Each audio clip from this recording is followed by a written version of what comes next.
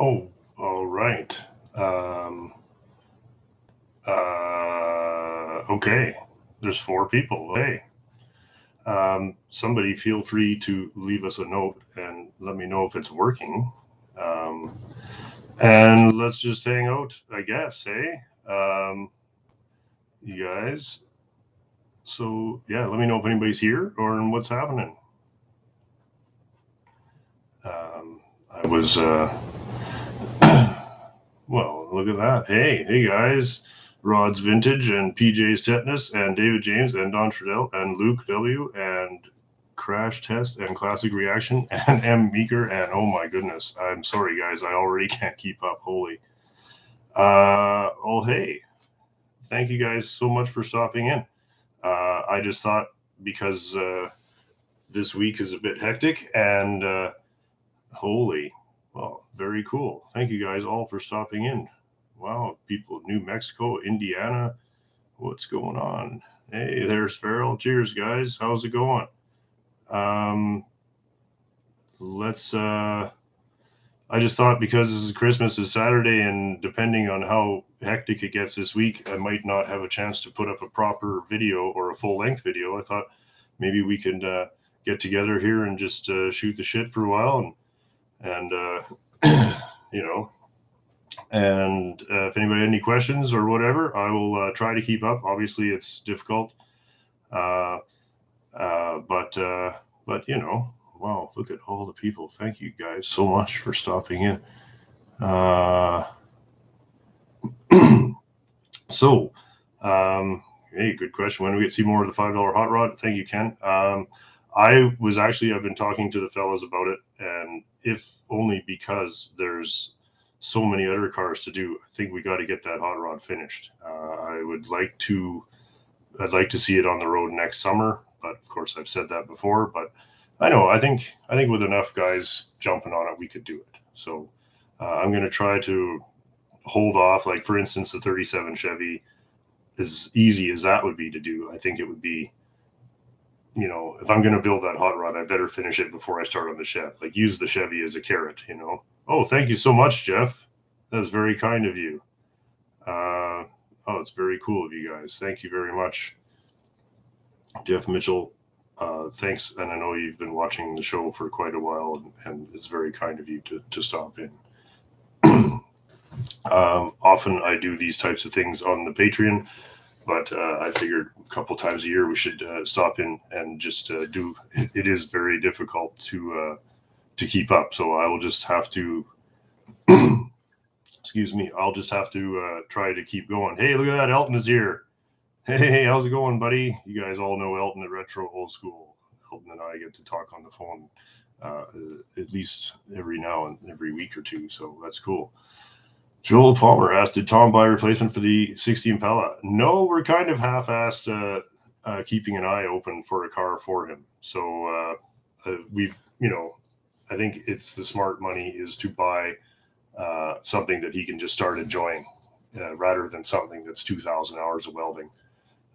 Levi, thank you very much, man. You rock. Well, thank you. You rock, buddy. That's very kind. We do try. Well, thanks again, boss. That's really cool.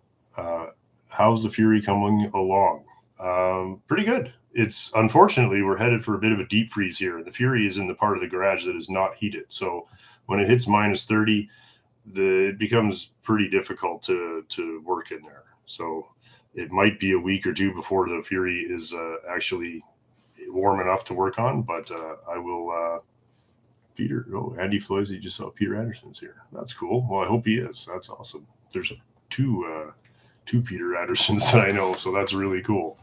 Well, look at that, 257 people here. Well, 265 people here. That's crazy. That's really cool.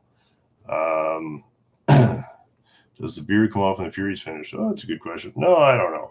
I was kind of waiting for the return to sanity, so we'll see. It might never come off at this rate.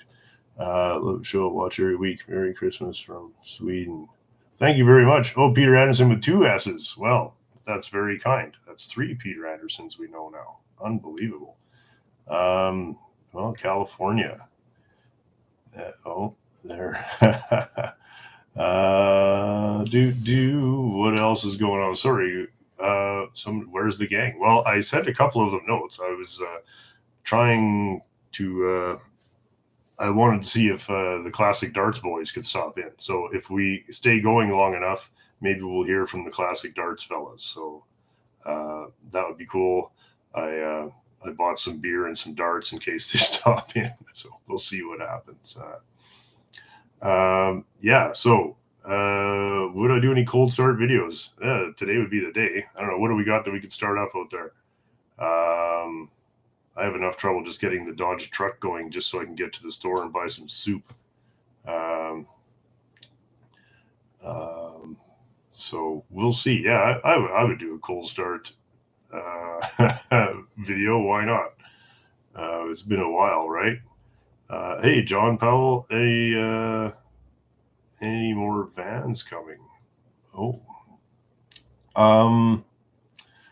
well, I'm not going to do any more. I don't really need to, after that one.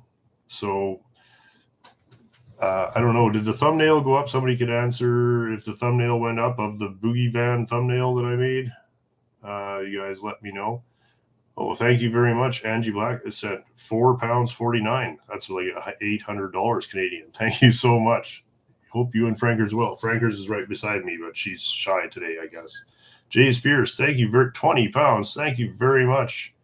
Oh, you guys are extremely kind. Thanks very much.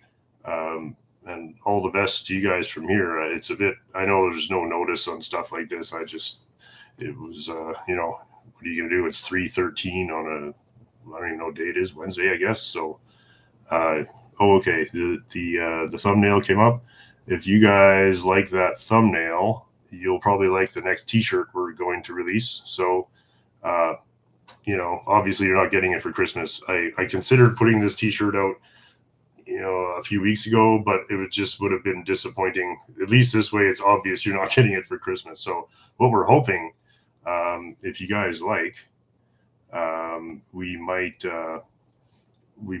start taking orders on that sooner than later. So you guys let me know if anybody wants that t-shirt available. I will text my buddy and we'll see if we can get it available in the store almost right away. I hope that it sells well. It was a bunch of work to put that one together, and I think it's a cool looking shirt. So thank you guys. You get to see it on the thumbnail there. Okay. Yes, the thumbnail. John Powell, thank you. 10 pounds. And it even says thank you. Well, thank you, man. That's very kind. You guys are, don't waste the super chat money on filming equipment, buying another car. Car Farm sent me $5. Next challenge, you and the boys join Lemons Rally. Have to be stateside. Yeah, I don't think they're going to let me in. We actually, and legitimately, I have a Lemons car plan, and I got a great team, including some guys who've even run it before, and we have it all kind of here, but we haven't got it. The logistics are just, it's difficult to get enough guys who all have families and stuff to take that much time off to go down and do that.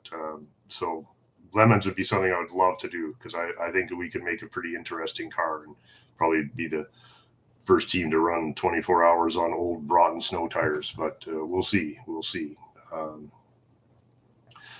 Charles said we'd like to take the Jeep out in the snow and see how it does. Yeah, actually, just talked to Dan, and he's got the thing ready to go. Even got the heater working. We got the generator fixed. We got the water pump. We got heat. We got headlights and all kinds of shit. So we were hoping to have a snowmobile / Jeep day where we could take the Jeep out and chase the sleds around a bit. So we'll see. So we'll see. Is global warming, well, if minus 32 is global warming, then yes, it is not currently affecting me. That's Phoenix carburetor. That's funny. Yeah, no, that's a serious problem. You got to look into that. Look at it. So many people's names I recognize. I'm sorry, guys. You can see how fast this is scrolling up here. There is an option to turn that down, but I don't want to do that. Let's just let it roll. Let's just have fun. I've got my coffee here. So hey, Eric's patron of the show. Hi, Scott. Have a Merry Christmas. And thank you very much, Eric. Cheers. That's very kind of you guys. Sorry, I'm just going to have to, if you have a question and I didn't get to it, please feel free, just write it again. We're just going to hang out. I'm not in any big hurry. So anybody who wants, we'll just hang out as long as we feel like it here. I do want to get back on the rover today. My plan was to keep, I think I pointed out in one of the videos we thought that one corner of the car was okay, and it turned out not to be okay. So I went in yesterday and I chopped it all out, and I've started making the new rocker panel for it. So that's what's going to carry on today. So more plans for the rover today. And I still would like to, and we talked about it, Colin and I would like to get paint on the bottom of the car by the end of the year here. Any winter beaters this season? Tom the plumber. Hey, Tom, buddy. Tom's watches lots of the videos. I always see his name come up there. No winter beaters for me. I'm using my Dodge truck right now. So, Jimbo 321, $20, man. Thanks so much. Oh, this is great. I did not I did not expect that. Thank you guys very much. It's very Louis, more votes for Dean for president. Yeah, well, I guess how much how bad could he be? So we'll see. I'll send Dean a note. Maybe he'll stop by. I'm kind of hoping Al will stop by, and and maybe Justin and the Classic Darts boys. But I also realize that everybody's very busy. Alex has been sending me pictures. He's basically set up his own mini assembly line, and he's building multiple mini components at the same time because he's got himself such a stack of minis that he needs like subframes, and he needs engines, and he's just literally building them. It's crazy to watch.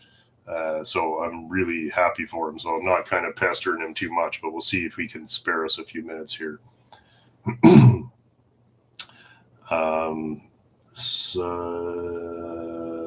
Sorry guys, I'm just trying to catch up. How's the Continental quarter coming? Thank you, Joel. I haven't touched it since, unfortunately, when I bought the Chevy, I had nowhere to put it. So I had to put it inside. So I had to move the quarter panel over by the Rover. And then the Rover developed that rust issue in the back. Well, it didn't develop it. We just saw it. So the quarter is sitting beside the Rover, and I'm waiting for the Chevy to be cleaned up enough that I can put it away. The trouble is I have... in order to put it away, I have to move a few cars, and it's snowing again. And, it's a bit hectic. It'll take me the better part of a day to get the Chevy out of there and somewhere warm and safe. And then I can get back to work, but it's got to happen in the next few days, possibly even today or tomorrow, because we got a lot of painting to do over the holidays here. So, excuse me. Are you going to do something with the supercharger you purchased? I've talked to Laura about it, and what we're going to do is we're going to put the car together and get it on the road. That's more important. And I think and if it means that the supercharger becomes part of a different project, I definitely want to do something with it. I do have multiple cars that supercharger would have been fit. Morgan, thank you very much. That's very kind of you. Hope the Continental goes one and all. Well, thank you very much, Morgan. That's very cool. We are having a lot of fun for sure on the Continental, and part of the theme, I think it fits well like with the Fury, with the theme of the show, where the idea is to take something that would be a parts car anywhere else and put it back on the road as something that we can enjoy. It doesn't mean it turns into a parts car 20 years from now, whatever, but meanwhile we've saved it and we made it something fun. Dallas, thank you very much. $5, very kind of you guys. Well, at this rate we'll have enough no, I'm just kidding. Would be happy to see that I've managed to go several weeks without breaking any of the cameras. So that's really cool. So that's how many likes can we? I don't know. 190. That's pretty cool. I don't know. How do you donate? I don't know. Sorry, somebody will have to fill you in. I think it's got something to do with. Anyway. What a treat to see your channel. Well, thank you, John. Going into the second winter, Leo says, I'm going with a Dacia. Oh yeah, that's cool. There was one at Clayton's, a Dacia 1300. That's cool. What do you think about a Renault 12? Oh well, yeah, I'd love to, but they're so rare here. Uh, that is a beautiful car though, but we'll see. We'll see. Um, you know, a lot of what happens. Yeah, supercharger on the dragster. Sorry, guys, I'm trying to read all this stuff at once. Um, a lot of what happens and shows up here is really like with the Chevy. I wasn't looking for a 37 Chevy, but when something like that comes along, you know, if that had been a Plymouth or a Buick or whatever, I would have bought it just based on condition. That was a condition kind of buy, and I was really happy to find it. But it's not. I didn't buy it because it was a 37 Chev. So, yeah, a lot of times stuff like that, you're buying opportunity. Really, it was just an opportunity to have such a beautiful original car. And I got to be realistic. My days are pretty much booked till the end of me with cars that I already have. Like, you know, a lot of these cars, the 61 Belvedere is a full on mega splice challenge nightmare job that I hope you guys will get a laugh out of. And so, um, you know, um, there's, you know, there's plenty of shitty cars to rebuild. So when a nice one come along and I thought, well, here's a car that I can enjoy that won't cost me 2 years of my life. And more importantly, it won't push another car off the list. Like if that Chevy was as bad as my 41 Plymouth, then I'd have to pick one and one's not getting built. But this way, the Chev, it's literally a couple of weeks work. And then if the 41 Plymouth takes me a year, that's okay. You know, when are you getting on the Chevy I got from Tom? Oh, well, I don't know. That's a good, very, very good question, because that one's a great example of if I decide to do that Chevy, then something else isn't getting done, because that Chev is every bit of the work that something like my Fury is. It's just multiple years. There's a good question, and I was asking myself this, Avery. Thank you. Not many Fords in the yard. Is there a reason, or you just not come across them? No, there's no reason. Yeah, I literally, for some reason, I think multiple reasons, Fords usually find buyers before they drift down to me.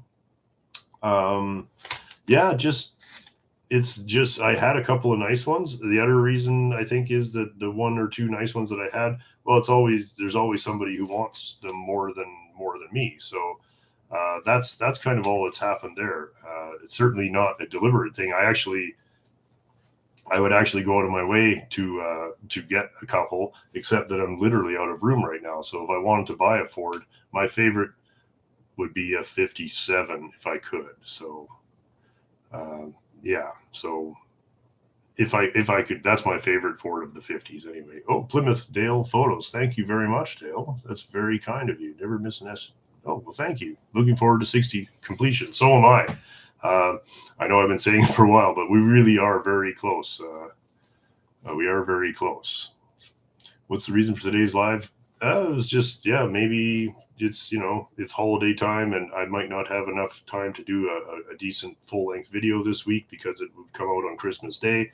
So I just thought let's just shoot the shit a couple times a year and just say hi to everybody who, I mean, if nobody watched the show, there would be no show. So that's, yeah, Jim buys the Ford. Thank you. That's John caught it there. Thank you very much.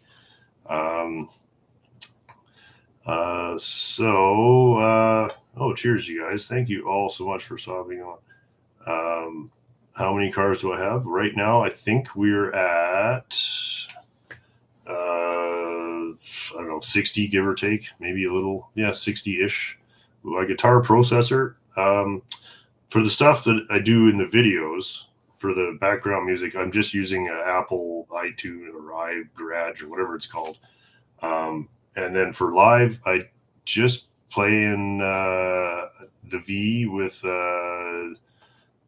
custom pickups into a mid-60s Fender Bassman through a comparable cabinet and a couple of pedals, like a phaser and a flanger and an old Boss distortion box, and that's it. Yeah, nothing for jamming. And for the music I do for the show, I just do it all through the iTunes or whatever, and it it sounds a little fake. It's a little it's a little bit plastic sounding, but it's also totally, holy cow, Binky 750. What? Never mind those other cars. Green Buick straight 8. Damn.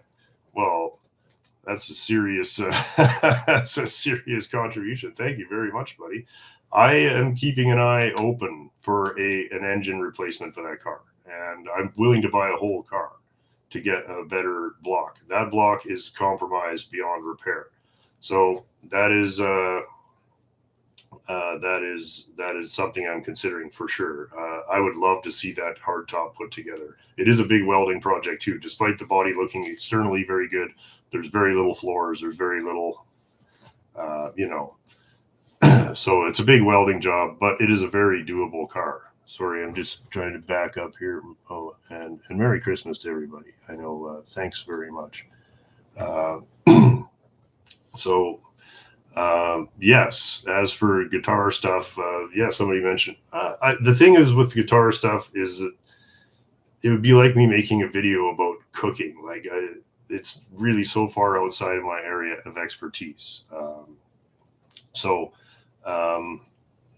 I would just end up looking and sounding like somebody who didn't really know what they're talking about, which would actually be the case. So as much as I love the guitars and I have a few and some stuff that I like, I'm not really, I'm not qualified to really talk about guitars at any level. Band request, Francine. I actually know that song. That's actually who Francine is named after, of course. From, what was that, Rio Grande Mud, ZZ Top's second album. The song Francine, and that's who Frankers is named after. Because it's kind of one of my favorite songs. And with the France and the Poodle, that was her name. And as soon as I knew that, it was funny because I didn't actually really commit to the idea of getting a second Poodle until I had the name in my head. And once I was like, well, it's got to be Francine. And then I was like, okay, now we should start trying to find Francine. So, Monkey Doo, thank you very much for the backup camera. Thank you. I might have to donate it to Dan. Actually, he sent me a picture of a big dent in the back of his new Jeep. So, cheers, buddy. Thank you very much. The backup camera, well, it'd probably have to go on something. Anyway, sorry, I'm trying to. Thanks for putting up clips of you guys, Jack. Oh, well, thanks. I'm, like I say, I've been very reluctant to put any of that up just because, we're not musicians. We're all guys who do other stuff and have other jobs and families and actual careers. So the music part of it is like really hobby garage grade, and we have a lot of fun with it. And I have more fun with music now than I ever did when I tried to do it seriously. So it's fun that people get a kick out of it. I really enjoy making the music for the show. I wish I had more time. Will I ever rejoin ZZ Top? Yeah, I'm a little sad. We lost Dusty Hill this year, and that was a tragedy. But I didn't realize. You also forget as you're, because you've been watching these guys since you're a kid. You forget that they're not young men anymore. So, Tim, thank you very much. Wow, Tim Zinnick. I'm assuming you're in Australia. Wow, I don't even know what time it must be. Like middle of the night there, or early morning. I can't even fathom there. But thank you. Oh, and yeah, from Melbourne. He's in Melbourne. Oh, thank you, and sending all the best to you guys in Australia. We obviously on this platform cannot get into what in the hell is going on there, but I hope everybody just stays sane. It's an ugly place and situation. Same here. Like, we're just trying to stay sane. Some people are trying harder than me, though. I'm just going to have fun. Buy a Coldwarmotors music album. Oh, well, thank you very much. I don't think that's coming anytime soon. T-Vertipalooza. Well, thank you very much. $9.99. That's awesome. Well, cheers, buddy. And thank you so much. I recognize so many names here. I recognize. It's crazy. Love. I'm just really happy to to see the same people come back and watch it week after week. JJ Trucker asked, still got the Wagoneer? No, I did find the Wagoneer a good home. There was a fellow who had a want ad up for one, and I looked underneath it, and it was just like, I could restore one of my Plymouths for the same amount of effort, and I just made the call, and then I bought the diesel truck, so the Jeep wouldn't tow. It was cool, but it's really a very heavy duty 4x4 station wagon, but what I needed is a tow truck. So I made the right call there. The truck came along at just the right time, and the Jeep, I didn't really need it if I had the truck, so that was how that went. And I'm assuming the fellow who bought the Jeep was going to fix it up, and he said he was, so that's awesome. Yeah. The show is never a car girl till Coldwarmotors. Say hi to Jim and Dean and Frankers. Well, thanks very much, DanceFran51. It's very kind of you. And yeah, well, it's always fun to hear from one of the tiny number of ladies that watch the show.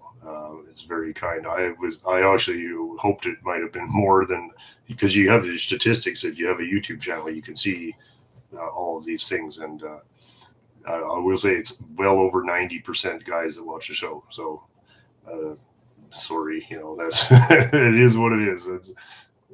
That's kind of fun. So the tractor truck was the right choice. I thought so. Yeah, Justin agrees. Oh, it's funny. I can drive all the rare French cars around, and nobody, but you drive that old Dodge truck, and everywhere I go, like, ooh, cool truck. And it's like a dirty, rusty old, but people like that. People really like the lumpy old Dodge. So Frankers doesn't like it very much. It's not suited for her. It's a little rough for Frankers. Cold start the forklift. Tom was just here. I was just asking him about if my forklift was going to go. My neighbor has it, so I have to get it back from him sometime. He was using it to put up his shop, and I was really happy to be able to loan my neighbor something, because for 20 years I've been borrowing stuff off of him, and he came over and he asked if I could use the forklift, and I was like, yes, you can use it. You can take it for the whole summer. So he did. So it's awesome, and I'd see him over there, and he showed his wife how to drive it, and it was awesome. So it's cool. They've been using it, and it's actually been behaving itself. I was really stoked. Plus, he changed the oil in the antifreeze, which I had no intention of doing. So that's cool. Dude, your sister's hilarious. Love the segments of her. Oh, well, thank you guys very much. That's very kind. F1T dude. Thank you very much. I was a little worried about, bringing her in to do that. DanceFran51, $20. Thanks very much. You guys, that's just crazy. Thanks so much.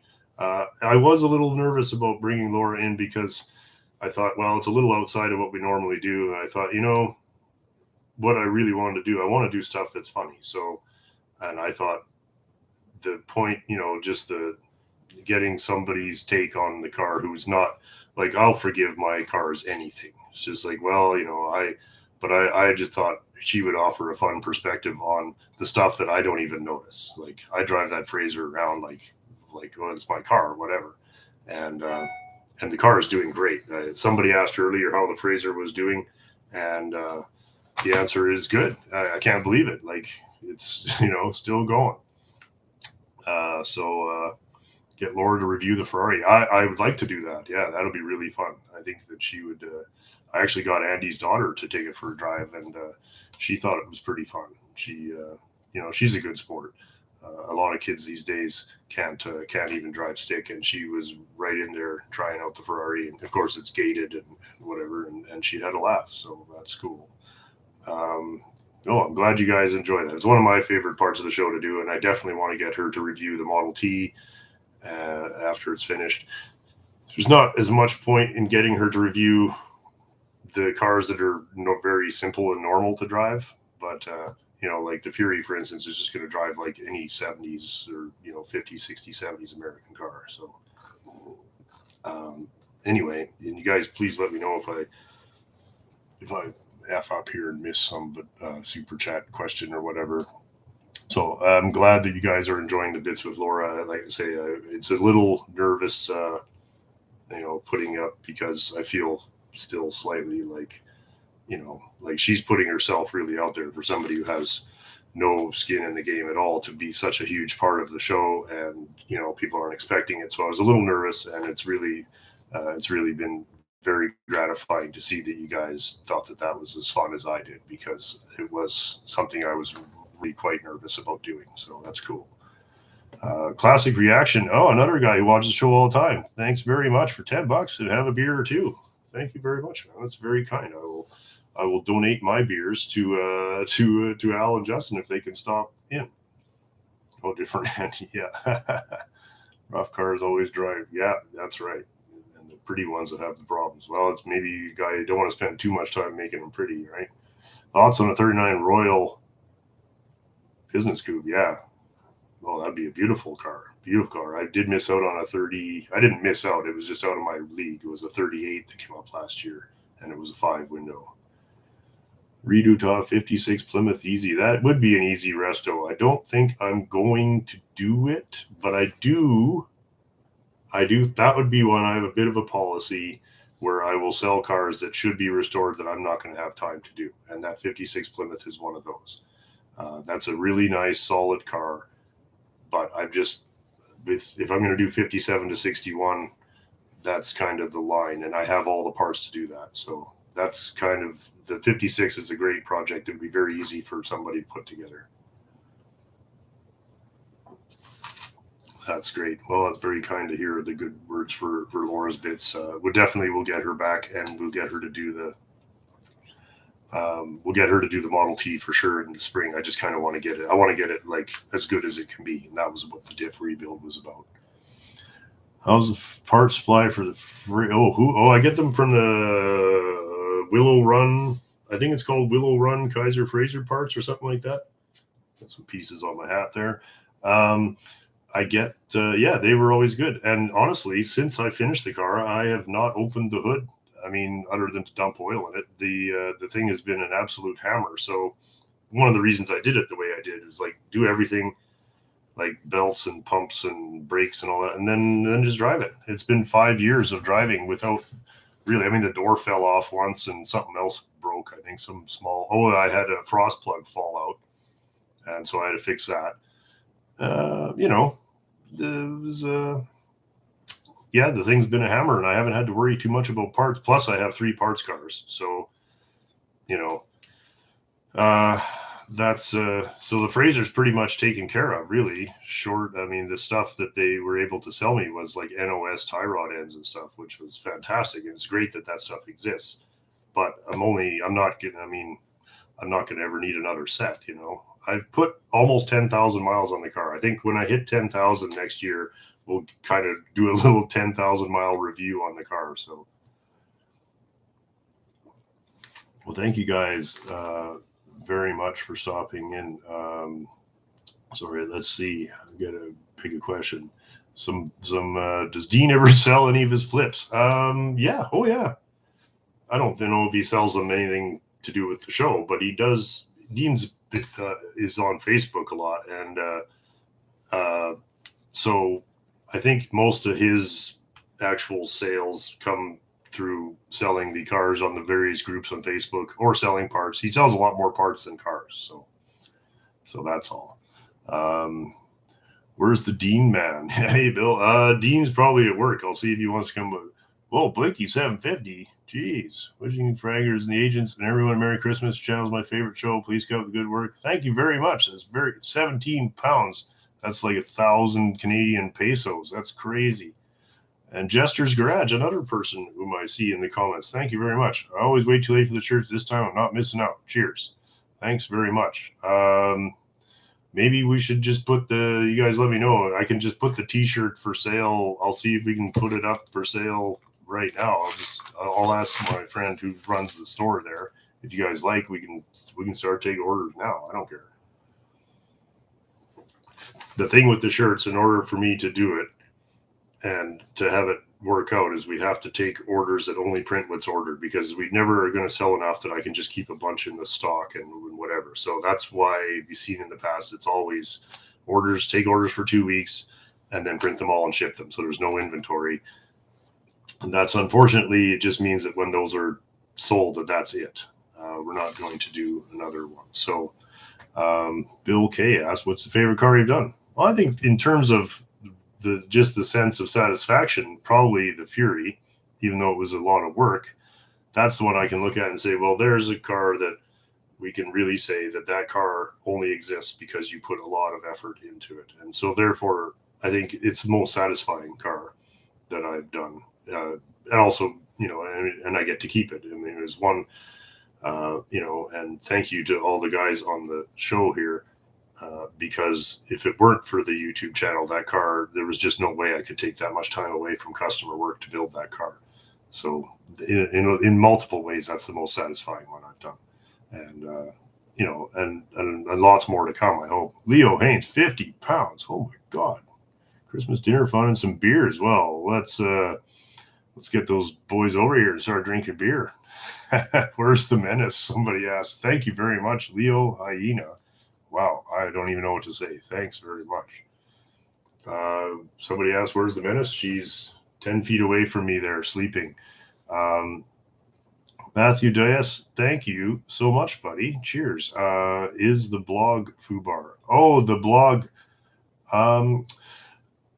Yeah, I mean, I'd like to pretend that I'm going to get back to it, but the thing with it is I was doing the blog and it was a lot of work, a lot of writing, and I tried to make it good and I wanted it to be something I was proud of.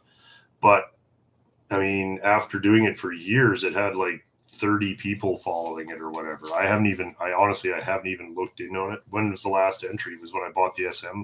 Yeah. So unfortunately, for the amount of effort it was taking, the idea was that the YouTube channel would kind of promote the blog, and it ended up just being the channel itself, as much as the channel is like the blog was supposed to be a completely alternate universe where I was this, crazy car hoarder who had this company, and then so instead I just decided to make that my actual life. So in this sense, the blog served its purpose of starting the channel, and so that's kind of unfortunate because I really did. There was a time when I was younger that I wanted to write for car magazines, and was a really big fan of Peter Egan. Loved. I used to subscribe to Road and Track and just wait all month to read the Peter Egan column, and of course Martin Buckley is just massively hilarious. I don't know who I think he was for many years writing for Classic Cars magazine. Those guys are just so good. They're just such good writers, and that's what I wanted to do, but I'm just so remote from any of that. Like I don't leave the yard, so it's not a really easy thing for me to do. So this is what we ended up with. Yeah. And as much as I still would like to do writing and stuff, yeah, some people know who I'm talking about, right? Peter Egan, one of the, he was the first person that I ever read who made like just the light came on. It's like this can be funny. Cars can be funny. The whole hobby can. And he was the first person that I read that was kind of seeing that, and or at least to me, like there's of course a lot of stuff as I got older and able to understand it. Like a lot of these great writers from the 50s and 60s just went right over my head when you're a kid. Like, you're used to watching the Dukes of Hazzard, and then, you're not going to get some of these guys. So, yeah, so that was the purpose of the blog, and in the end, it is it has kind of become a backseat to this. So, is Miles going to be back? Yes, he will be back. Well, maybe he'll even stop in and say hi to everybody if you're watching. Miles, let everybody know you're here. Yeah, Tom McHale, you mentioned another one, of course.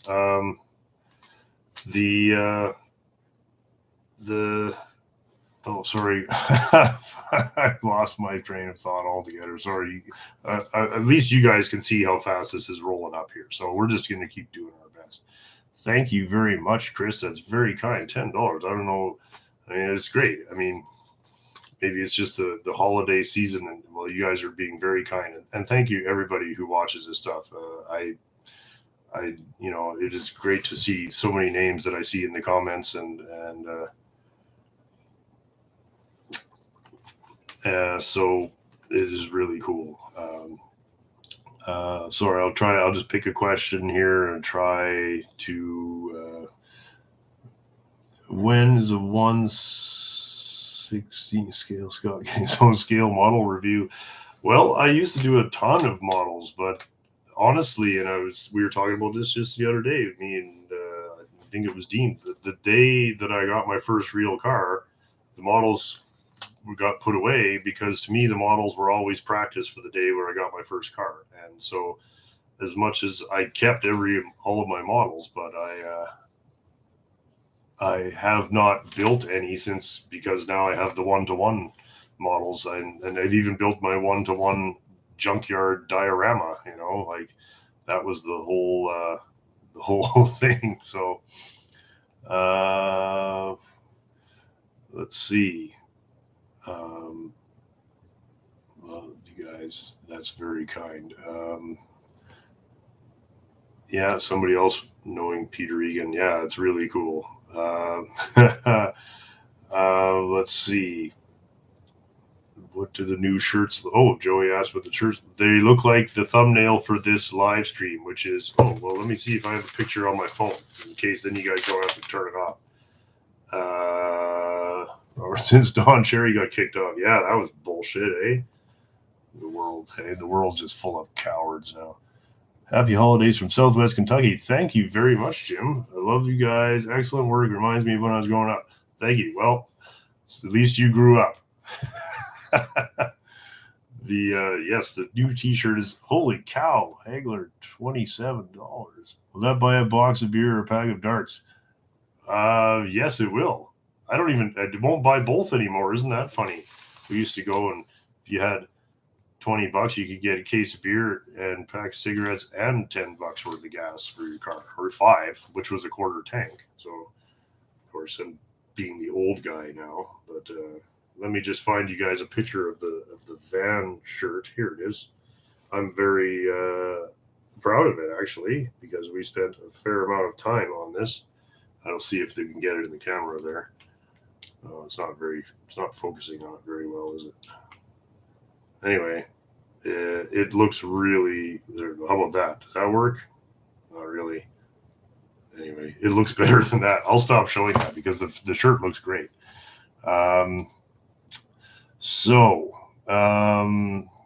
Let's see. Thank you guys so much for joining us here. 760. Oh my God! Wow.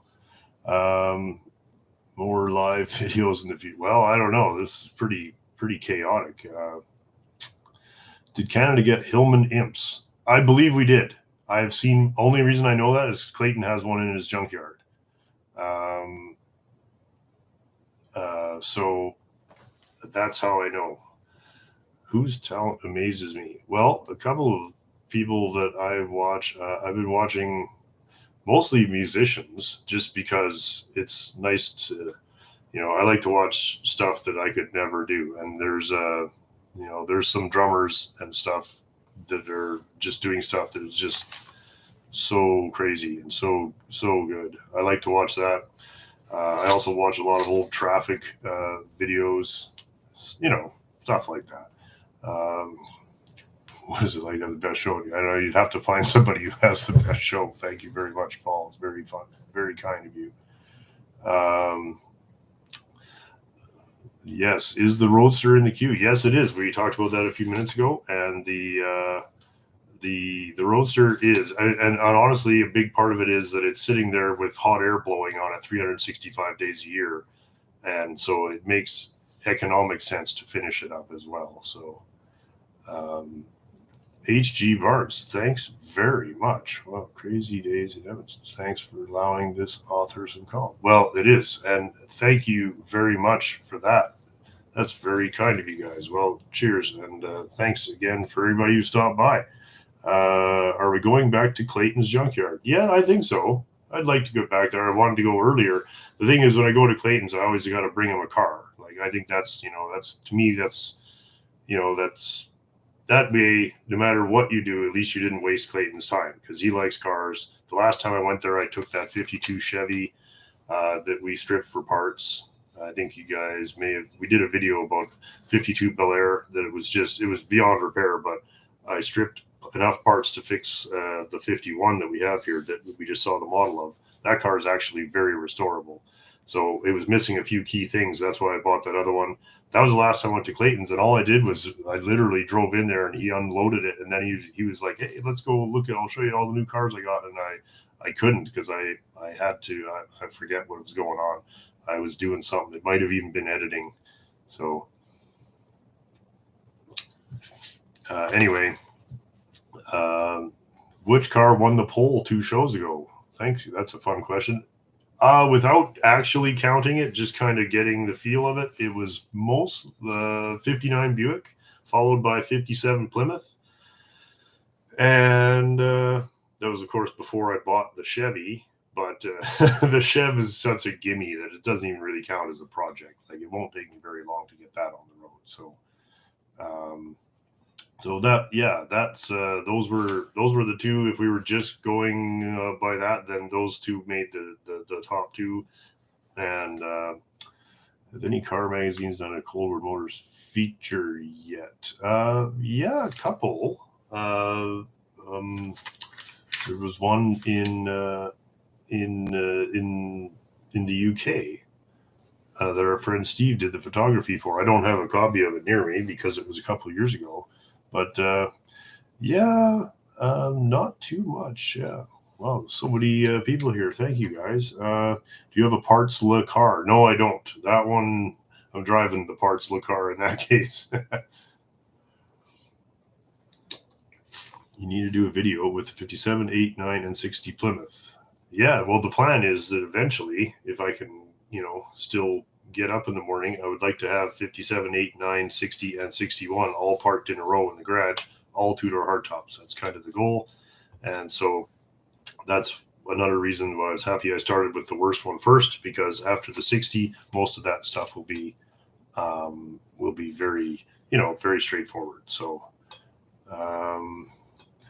did Carter Auto Styling contact you about the music? No, I don't think he did. I have been texting him a bit though. Yeah, he's a good sport for sure. Knowing him, he will probably just buy a guitar tomorrow and within a week be making better music than I could anyway. I'm not too worried about Kyle. He's plenty competent. So will he fix the things I should dust in the Chev? I might dust in. Oh yeah, RC voted for the Studebaker. Cheers. I might dust in part of the Chev, at least one fender. Michael asked, we're going to have winter beaters this year. Well, I mean, we're all driving winter beaters, but I don't know. The trouble with the winter beater challenge and all these challenges is that they all end up like last year. At this time last year, I was doing the Renault, and that was my winter beater that turned into, 3 months of restoration. So in this case, and of course, it came at the expense of my sister's Rover. So this year, I got to buckle down on the Rover. It is a really cool car, and I just want to get it done for her. Do I do restoration for the public? Car worked on there. Well, it's very kind of you to ask, but part of the thing with the show is that it is now taking enough time that the work on my own cars for the show pretty much takes up my time. And, and that was honestly part of the goal of this channel. I mean, we're talking about 12 years later, the channel almost keeps the lights on to the point where now the original goal of the channel was figure out some way where you can keep the lights on and actually restore this huge pile of cars that you've been buying. Because otherwise you're never going to build your own. Then you're just another one of these guys whose cars all get sold off when he dies and he never did anything with them. And I really am determined not to be that guy. I want, I'm not saying that I'm going to do all 60 of these cars. A lot of them are parts cars. Some of them are yard ornaments. That's fine. And so I have no illusions that I'm going to somehow have, most of those cars out there sitting on that lot in that row are parts car stuff. So,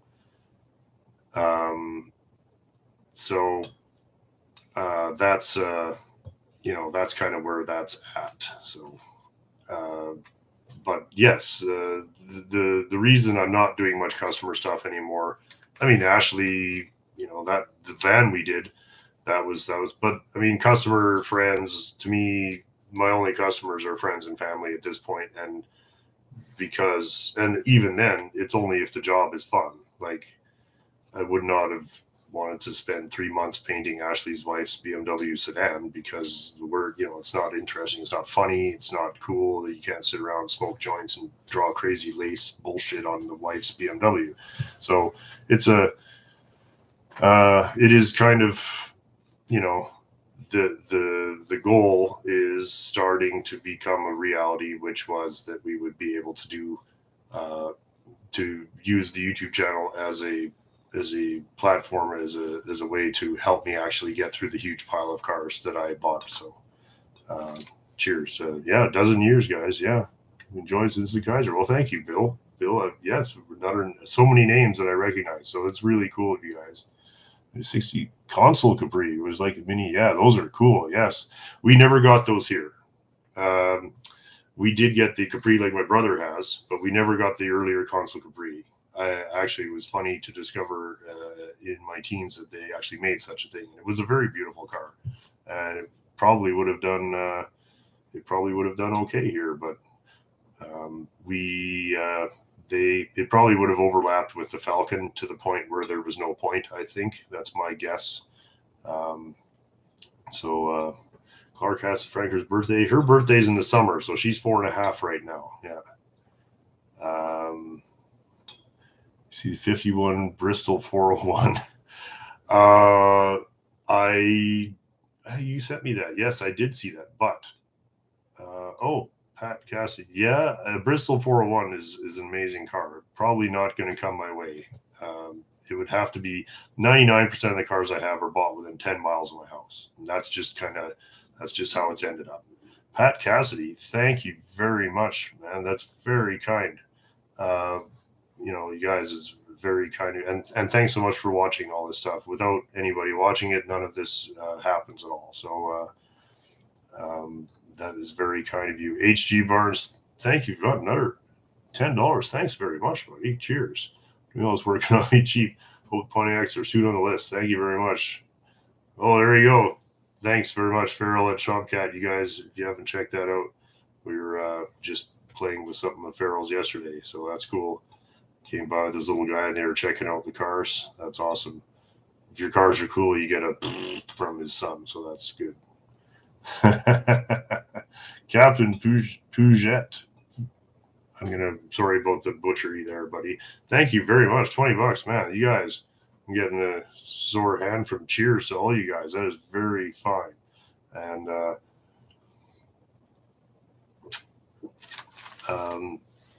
well, this is great. I'm glad that we decided to do that. I was kind of like, do you really want to go bother everybody with this? And then, let's just hang out, right?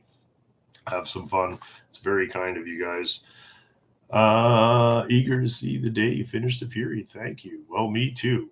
Did any Captain Chaos asked if we had any Trabants? No, Trabants were never officially imported here. Lots of like Ladas and Skodas, and even we just talked about them. The Renault clones, Dacia. We got some of that here. I think we got Egos. But yeah, we had a lot of Eastern Bloc cars, but certainly more than the States, but not as much, like not the real hardcore stuff. Like we did not get any of the real hardcore stuff. So, do you watch Project Binky? Yes, I'm a patron of Project Binky. I love Project. I get to watch it a day before everybody else. Actually, it was really terrific to see that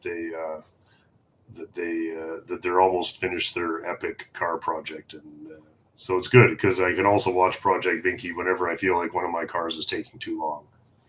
Those guys, and the thing with Binky is, I mean, that's really good YouTube. Like I know the gentleman, I believe they produce that themselves now, maybe a little bit less so now that they have a certain amount more resources, but that is an example of good YouTube and how good it can be, and to me, an example of the reason that it was invented. It wasn't invented to be a propaganda outlet like it is now, but it was invented to be, a platform for people who had things that they wanted to share that were so far outside of normal that there was no TV market for them, or the TV would never get it.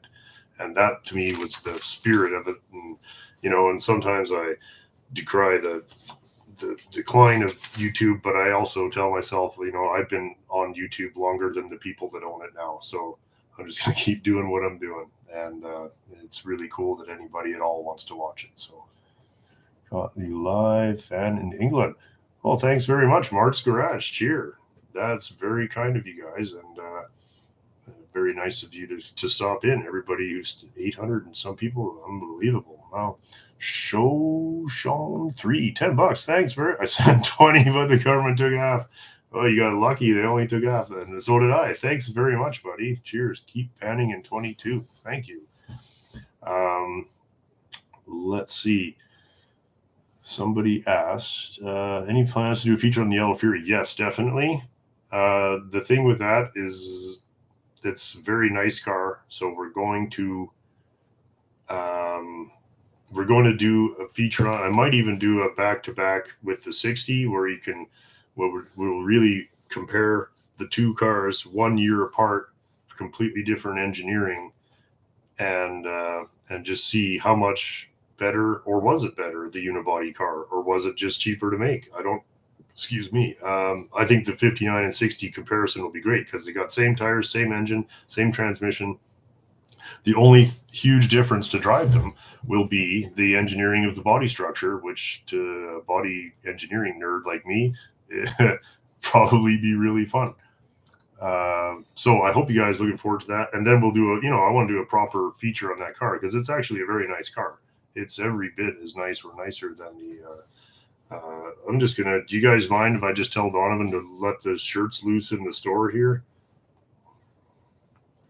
Let's just see if we can, just give me half a second here. And 62 Galaxy. Wow. 20. Sorry, I took my glasses off. I can't read now.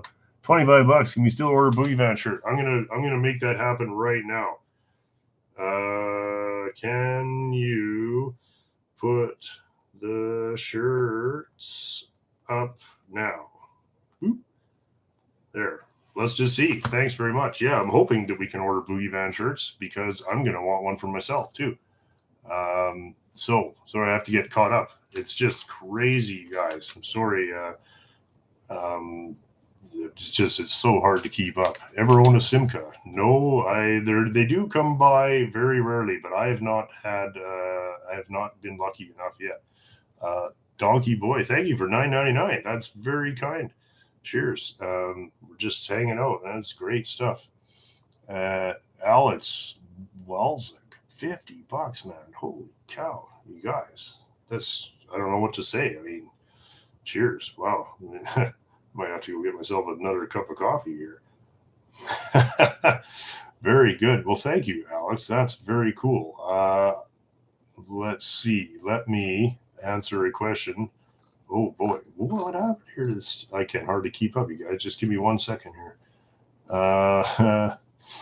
Do you ever sell the cars that you've restored? No, the cars I restore are for me. Sometimes I'll sell cars that are worth restoring, but to me, the amount of time that goes into them, if I'm going to build them to sell, and believe me, there's only two ways. Well, there's really only one way to make money selling restored cars. And I think even Jay Leno said this multiple times, is if you're making money restoring cars, you're doing it wrong. So I would just rather keep them for myself. But, it doesn't mean that I wouldn't. It's just that I would never build a car with the intent of selling it, because you might as well just go pump gas or whatever. Like, you'll make more money easily. Peter Crowell, thank you very much, Peter. Cheers. Peter, of course, longtime watcher and patron of the show. Thank you very much. Cheers. That is very kind of you. And Jeffrey Robb, you guys, sorry, I don't want to, but I mean, I'm getting so far behind here. Sorry. anyway, thank you guys very much. I will, let's see. T-shirt. Yeah, I think the T-shirt should, well, I'll see if, oh, yeah. Look at that. We dropped the T-shirt at 420, guys. That's a pretty, yeah, let's see. Let's go. I'll just tell them, let's go. Oop. Okay, there you go. Anybody wants to buy the Boogie Van T-shirt? It is now for sale. Thank you guys for suggesting it. I wasn't going to do it till the weekend, but so just to be sure, you're not getting it for Christmas. Okay. Usually what we do, we'll take orders for 2 weeks. I think in this case, maybe we'll take orders for 2 weeks plus 3 days, and then we order everything, and then we get them printed, and then we ship them. So that's worked quite well the last few times. So we'll drop the, we'll take orders a few days early this time. So thanks to everybody here. It's very, very kind of you guys to go along with it. So that's cool.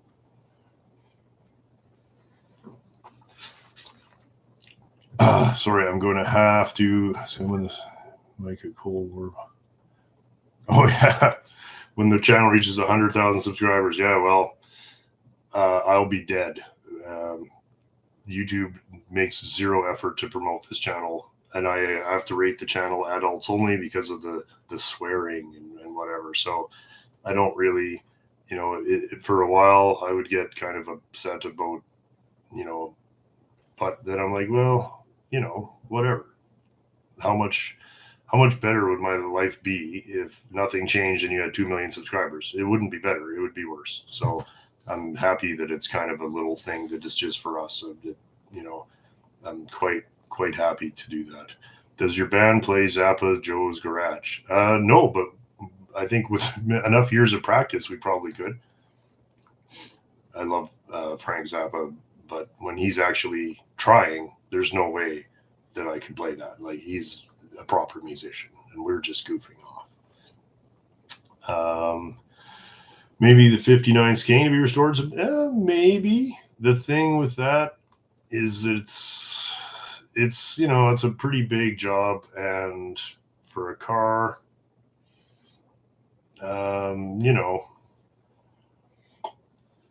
it's a pretty rusty car. It would need the purchase of so much of a better car that you might realize that you're restoring the wrong car. And that is a very real thing. And I bet you if we asked everybody who's here today, somebody has accidentally restored the parts car. And I've watched people do it. I've probably done it myself. Thank you very much, Art Bailey. Happy holidays from Art Bailey, guys. Thanks very much, buddy. And sorry, that's far behind. Oh my God. Sorry, guys. I just put it down for like 3 seconds. In the aid of keeping the lights on, I'll donate $250 towards a Buick motor if you find one. Well, that is extremely generous of you. Somebody wants the 50 Buick saved. I tell you what, I won't hold you to that, but I will remember that when I'm thinking about, what car people want to see built. I love that car because it's a hardtop. If it weren't, whatever, but GM, the first few years, and that's why I love that 51 Bel Air so much. The early hardtops were really special cars. It was a really new idea, and the idea that it was the glamour of a convertible, and there you can see the interiors are even finished like convertibles, and they got leather upholstery. I love hardtops, and that's why I want all my forward look cars to be hardtops. And also because the roof lines were 2 inches lower on the hardtops. So, and if it's all the same amount of welding, I might as well build the body style that is my favorite. I'm not a really convertible guy. I know that's the most valuable cars, same amount, they're a little more work to restore, but I don't know. I'm not a real wind in the hair guy, so, so yeah, well, thank you very much, man. That's very kind. I do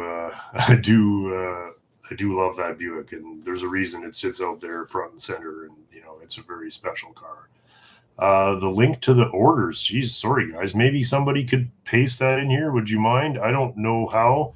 When we go to description of any of our videos, in the description, there's a link to the store there, and the shirts are there. So that's all I can tell you for sure. Usually the top pinned comment of any of my videos, any of the recent ones, has a link to the store if you expand it. That's all I can tell you for sure. I don't, I think it's coldwarmotors.com, and then that'll get you to the store, I think. And then I believe it'll be the only black Boogie Van shirt that's for sale anyway. Thank you, James Allman. Merry Christmas to you. That's very kind. Wow, you guys,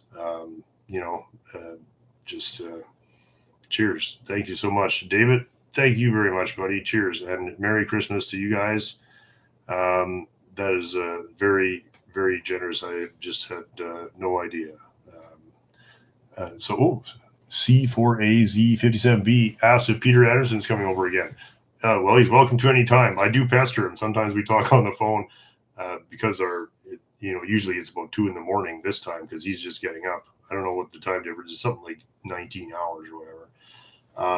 So yeah, I do occasionally pester him to stop in. So we'll see. I mean, he's obviously welcome. I mean, I could keep him busy. I told him just get the hell out of there and move here, but obviously he's got a lot more reasons to stay than come here. Bill asked, where do you order at? Yeah, coldwarmotors.com or click the link in the description under the videos. When are you going to restore a 58 or 9 Plymouth? Well, I have a 9, so I don't need to restore that, but I might do a 7 or 8, and I might do it next. I don't know.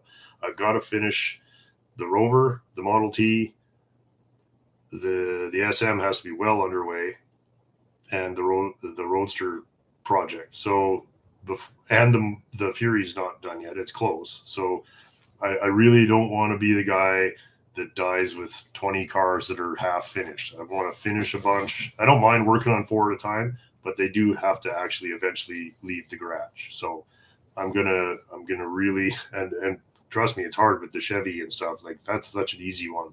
So, and the 59 Fury literally needs a week's worth of work. Like, it needs a muffler and a frost plug. Like, there's almost nothing wrong with that car.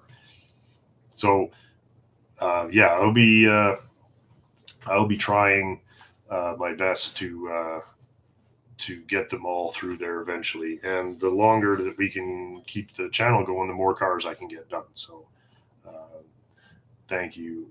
Oh, Zenny said the last installment of Dean's flips was hilarious. Yeah, thank you. I always have fun doing the flips with Dean, and we just so everybody knows, like, I'm driving, right? If you see Dean drinking beer and stuff, it's because I'm the one driving the car. We do not encourage any of that nonsense.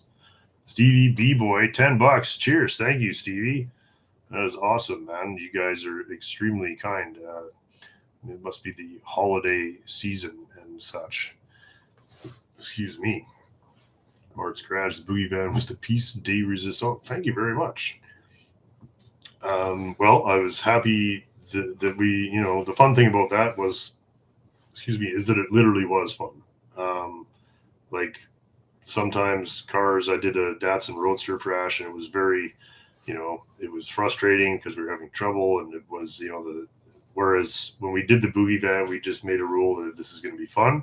We're going to sit here and we're going to drink beer and we're going to make our own templates and we're going to all hang out and we're going to all goof off and we're going to, and that was the whole vibe of the whole thing. It was supposed to feel like you and your friends are goofing off in your driveway and it's 1979 or whatever, like not literally, but it's supposed to have that level of stress. I really like it when the stress level is, let's see how much fun we can have. That's the only thing I'm worried about. And so that was a really, it was a super enjoyable. Now, that didn't mean it wasn't 12-hour days, 7 days a week for about 10 weeks straight. It was a big job. And, but that, that's because Ashley, he gets stuff done. And he did all the hard work on that van. I made all the pieces for it, but he took it home and he welded that thing all winter. When he brought it to me, all it needed was the fun stuff, which was the fender flares, little body work, and then all the painting and goofing off and tape and shit. We literally, I think we ran the whole city out of 1/8 inch fine line tape. Like they had to bring it in for us. So that was cool. We had a lot of fun. And that to me was the purpose of that thing. So sorry, I'm just trying to get caught up here again. Oh my goodness, there. Sorry guys, I'm a couple pages behind. So if I'm missing your questions, please type them again. I'm going to have to speed up just to get caught up. Otherwise, this happened last time and I'm like 2.5 hours behind. Pondart, thank you very much. Can I live in your garage? I'll clean up after myself. You'd have to clean up after me would be the problem. Cleaning, I'm sure that you would make less mess than me. Thank you very much. Well, I don't know if there's enough room in there. No running water. Ever talk to Dan at DD Speed Shop? I've never spoken to him. He seems like an extremely easygoing guy and somebody I'd probably get along with great, but I have not actually ever spoken to him. Yeah, I don't know. If Dan's there, he's welcome to give me a buzz. He can get my number. I would be happy to hang out with him. But I think people maybe don't understand that that he's still over 1,000 miles away from here.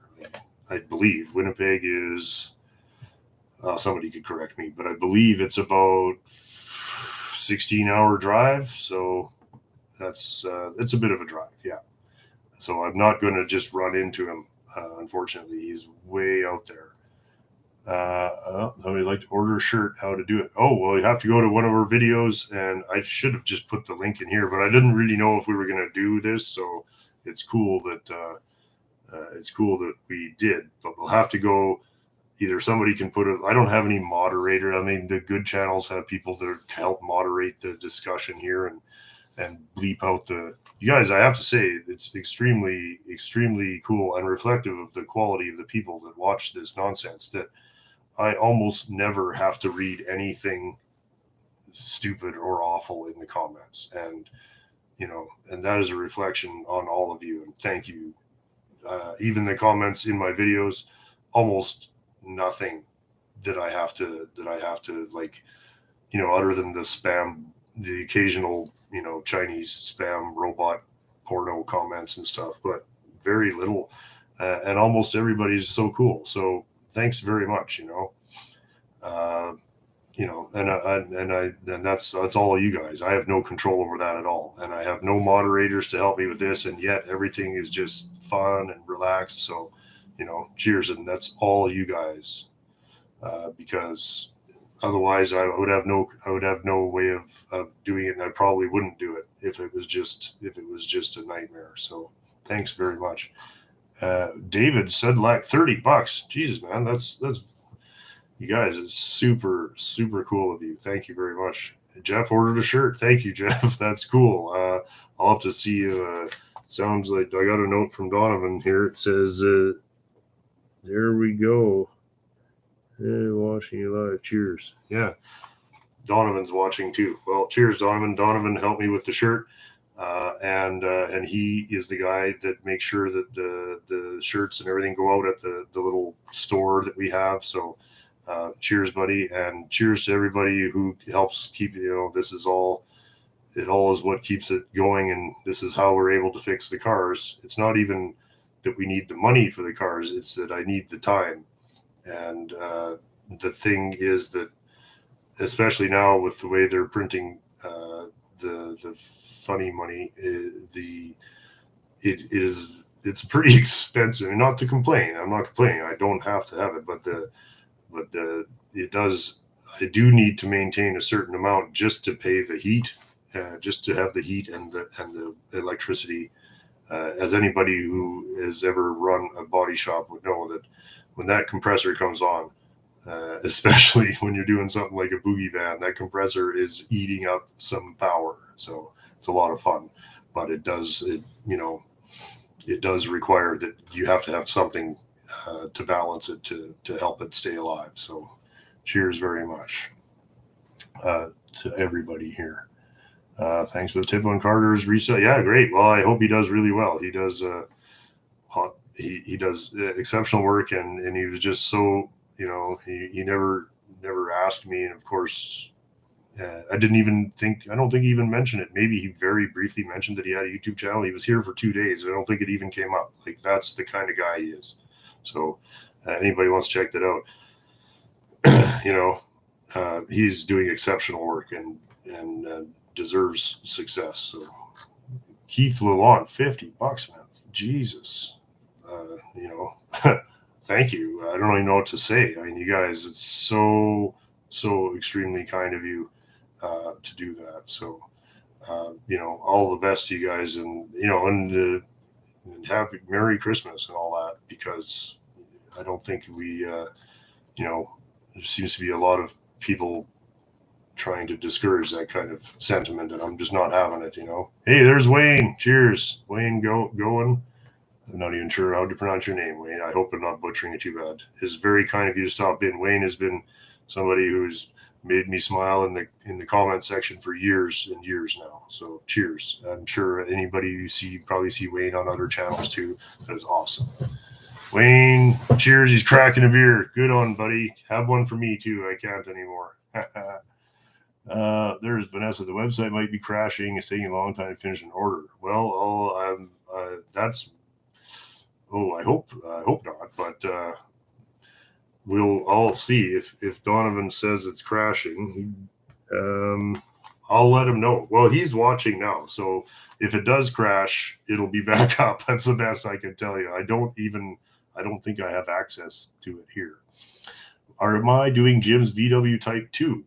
I am not. That will be Jim's baby. I'm going to help him with the Continental for sure. The VW, it's a long-term project. I think Jim's happy right now to be gathering parts, but I would never answer for him. I think that he is, he's content. I think we showed a bit of an update. He's found the transmission now, and that's not a terrific example of those cars. So he's happy to take his time on that. So, Buford, thank you very much for not being a wind in the hair guy. Yeah, you bet, buddy. Oh man, you guys wouldn't want to see me driving around in a convertible. It would look like something escaped from the zoo.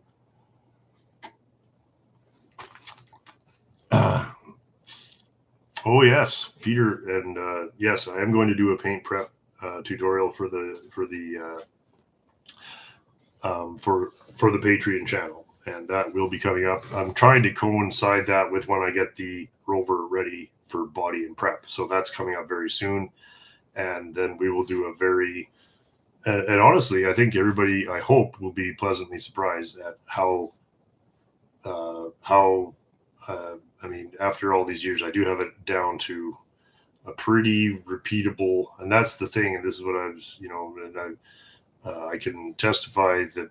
I showed Miles and Ash and guys who didn't do a lot of prep for a living, a few of these things that I've been doing, and when we did the boogie van, I literally did not have to touch up any of their work because I just explained exactly what you need to look for. And we went around that whole van, and guys with almost no experience at prep had done an absolutely perfect job. So I hope that you guys on the Patreon show enjoy that, and I will make it simple. But I honestly haven't I haven't done any body work in ages, really. So the Rover will be the first car where we actually get into doing some proper body and prep work, and that's why I'm kind of saving that little series for when I have a whole car to do, because we're going to take it right to the final paint and polish, and then we'll be able to say, like, this is a car that you could put in any concourse in any part of the world and it should stand up, and we'll do a nice job of it. The Citroen, I did very similar process, the one we did for my friend Mark, except that we were on such a time grind. There was such a panic on the time that I didn't have a chance to film it or really to detail the process as much as I would have liked. So sorry, I'm going to have to skip ahead, you guys. Please feel free to feel free to hotbox the live stream as Mr. Galaxy has suggested. The most difficult car I've worked on has been I would say, it's a trite answer, but the SM is definitely a complex car. So that's but I mean, it's not that it's more difficult. It's just you need the same amount of time to do a smaller piece of it. So it's just that there's more total time involved. And citrons in general are a bit of a pain in the ass because if they put a piece on, it'll have three different sizes of bolts holding it on, just because they would like do the math on each bolt and be like, well, this bolt doesn't need to be as big because it's really only loaded in torsion here, and so they'll put three different. But when it's underneath the engine block and you can't see it, and and you don't have the exact tool and you've never taken it off before, that stuff all adds up. So those are one of those cars where they become easier to work on, certainly after you've done the same job multiple times. And if you watch my friend Richard work on a Citroen, he can have the engine out of one of those things faster than you can pull the engine out of a Model A. But he goes over and he grabs every tool and he knows exactly what to do. And so in that sense, they're all roughly kind of the same, but the Citroen is a they are a bit, and it's just a different. You have to kind of turn the Citroen mindset on. So that's a complex. What's up with using the old tires on cars like the Fraser? Oh well, I just had them. I just thought they looked cool. They're. I actually almost bought a new set for it the other day, but I missed out. Somebody got them before me. Oh, Vanessa says the site is up and working fine now. Thank you for letting me know. That's cool. Whatever happened to the unknown poet? He's back. Yeah, I see him. I actually just got a note from him the other day. I believe, and I get it. Like sometimes, as with any artist, you're on and you're off, and sometimes you're off, and then he's back on. So that's awesome. I always look forward to it.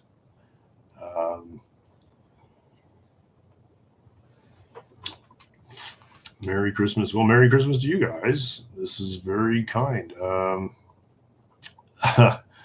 Larry, I promote CEO on every Nick's Garage. Oh, well, that's very kind of you, Larry. I do really enjoy seeing their show. And yeah, we were immensely gratified to see Dean's Greasy Flips shirt appear on Nick's Garage. Thank you guys. If anybody, not that Nick's Garage is watching, but if they were, thank you guys very much. Is there Mrs. Cold War? Not anymore. Mrs. Cold War. No, I was happily married for years, and for reasons that I will not get into, it became impossible, and no hard feelings. So, but not currently. No, there's the menace, which takes up plenty of my my non-car time as it is. So, Francis, $100. What? You guys. That's crazy. Thank you very much, Francis. Your show has been a regular part of Saturday, Sunday mornings for a long time. CWM Coffee. Well, thank you very much. That's about the highest compliment that a person in this kind of thing can receive, which is that, and I hear it often that people look forward to it. And that's, that's really well beyond what I ever could have asked. So thank you guys, and thank anybody for watching. The fact that anybody would actually, wait for it is really cool. And I think, I don't know, it makes me feel better about my decision to put it up once a week and try to do something that I'm proud of. And I mean, and I don't know how, and I do have all the respect for guys who put up 2, 3, 4, 5, 6 videos a week, because it can be relentless. And my worry was that if I started trying to do that I would be putting up more videos about less, and that I wouldn't be, that I did try. When we hit the 10th anniversary, I tried putting up 2 videos a week, but it didn't really do anything for the channel. And then at the end of the week, I was just like, oh, too bad I used that bit, because it would have been good for this video. So I did try doing more than one a week, and I just maybe I just think that I would rather put up one video a week that I'm proud of, and that reflects a certain amount of effort.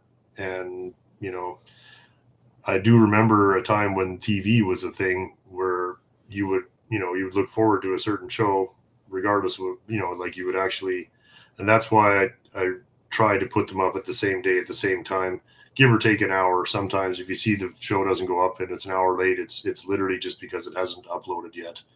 I usually edit these shows until about 9 in the morning, and then I go to sleep for about 3 hours, and then I get up and I got to write the description, the thumbnail, and everything. And sometimes the internet is just not that fast here, and sometimes it's just literally not even uploaded yet. So I have to kind of sit here and tap my fingers until I can put the video up. And so sometimes it goes up at 3 or 4 instead of 2 local. But I really do try, and hearing stuff like that, it makes me happy that I have decided to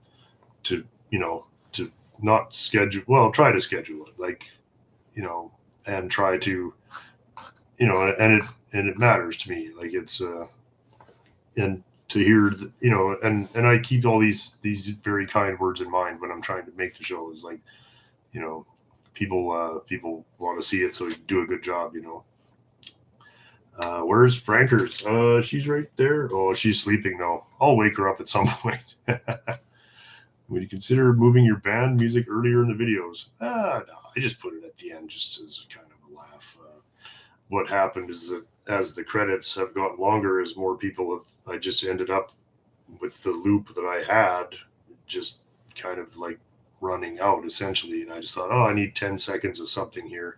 And then, so I put 10 to 30 seconds of the band jamming in just, again, there's like, the quality of musicians on YouTube is so crazy that I'm just not, we're not going there. It's fun, and I really enjoy it, but I'm certainly not, if you start acting like a musician, and you're not, then you're just going to look foolish. So that's kind of how that has happened anyway. For the first 10 years, I didn't put any of it on. So it's only really in the last few months that I've been throwing it in just for a laugh. But it is not, it's not meant to be a serious part of the show at any level. It's just kind of having a laugh. Thank you. Yes. Let's see who's going on the beer run. Yeah, I don't know. You guys, let's, you like to see a same old shit kit. Oh, that's a good idea. I'm surprised nobody's made one. Actually, I'm not surprised at all. That's cool. 420 somewhere. Well, it's 440 now here. Yeah. Brian asked, will the 37 engine break loose in the Chevy? Maybe. I don't know. I just know that if I start playing with it, then I'm going down that rabbit hole, and then something else isn't getting done. So when I do decide, what I might do is pull the plugs and fill the cylinders with oil or diesel before I put the car away. And that way, when I decide to see if it'll break loose, it's already been soaking. And there is a good chance it'll break loose because it looks like the clutch cover is pushed in and it's hitting the flywheel. So that might be all that's holding it. I don't know. Or it might be completely trashed. It might be rusted solid. I have no idea. All I want to do is,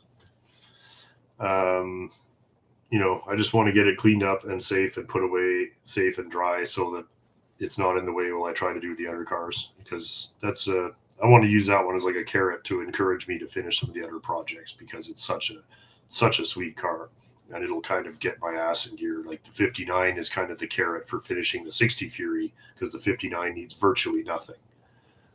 So to go from having no Furies to having, well, I only have one. To go from having 1 to 3 will be awesome. So that's kind of the plan there, is to, like, let's do a couple of the hard ones, and then we'll have some fun with the easy ones. Sorry, guys. Let me see. I don't know where. Sorry, I'm probably really far behind here.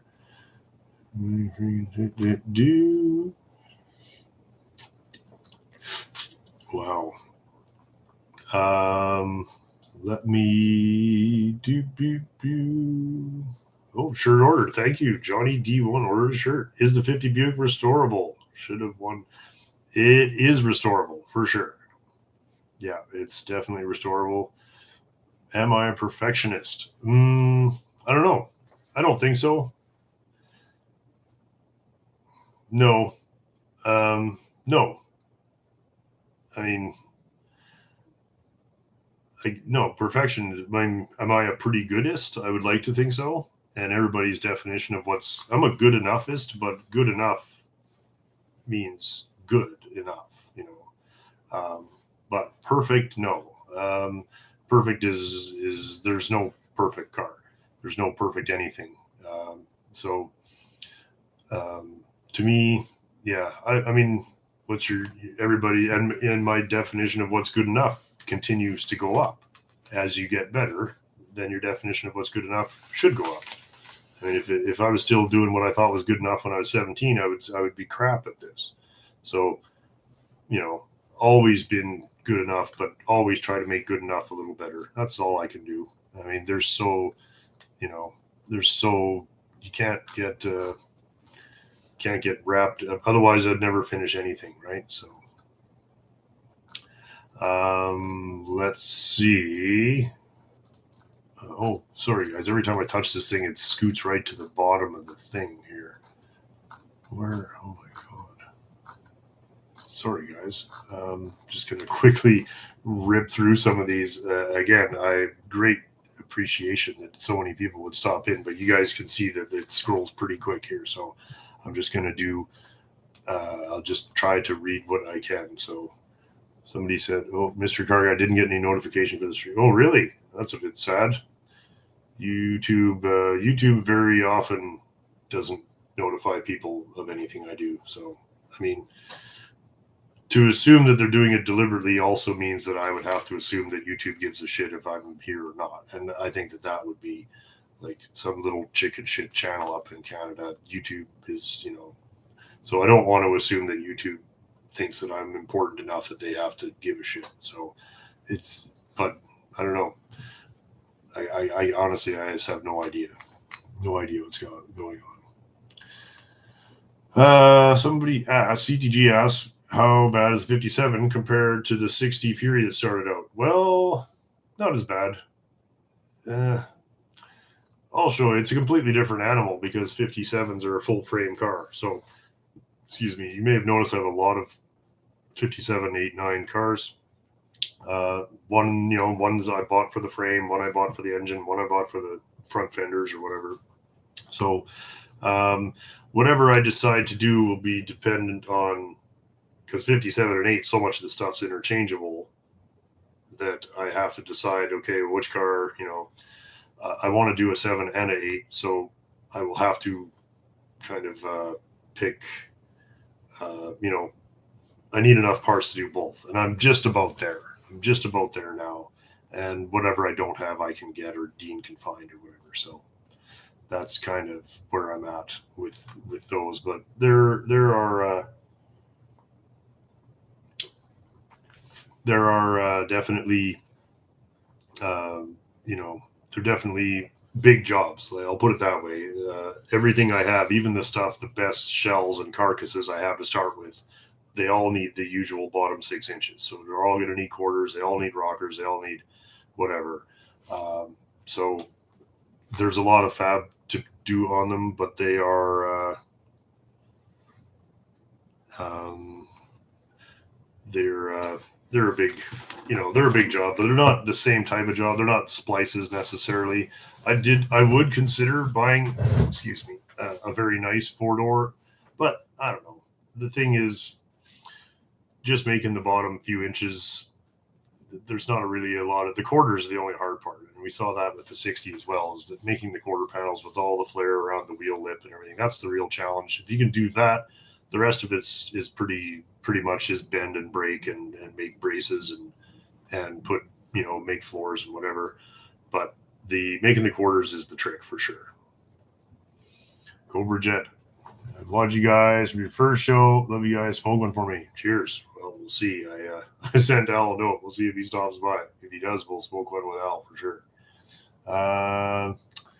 Let's see. Like seeing with Married with Children. Yeah, or whatever show it was on, right? And there used to be a time, and I don't know. I haven't had TV in so many years. I don't know what it even does anymore. But Um, so they're cracked an old style Pilsner to watch out. Cheers. Well, that's good stuff. Hey, Doug. Cheers, buddy. We're doing a blooper reel. The show is the blooper reel. I just edit out all the stuff that I don't think is funny, even if it's like all the work, We're just like, oh, well, Dean's pretty drunk here. That's kind of funny. The show is pretty much the blooper reel.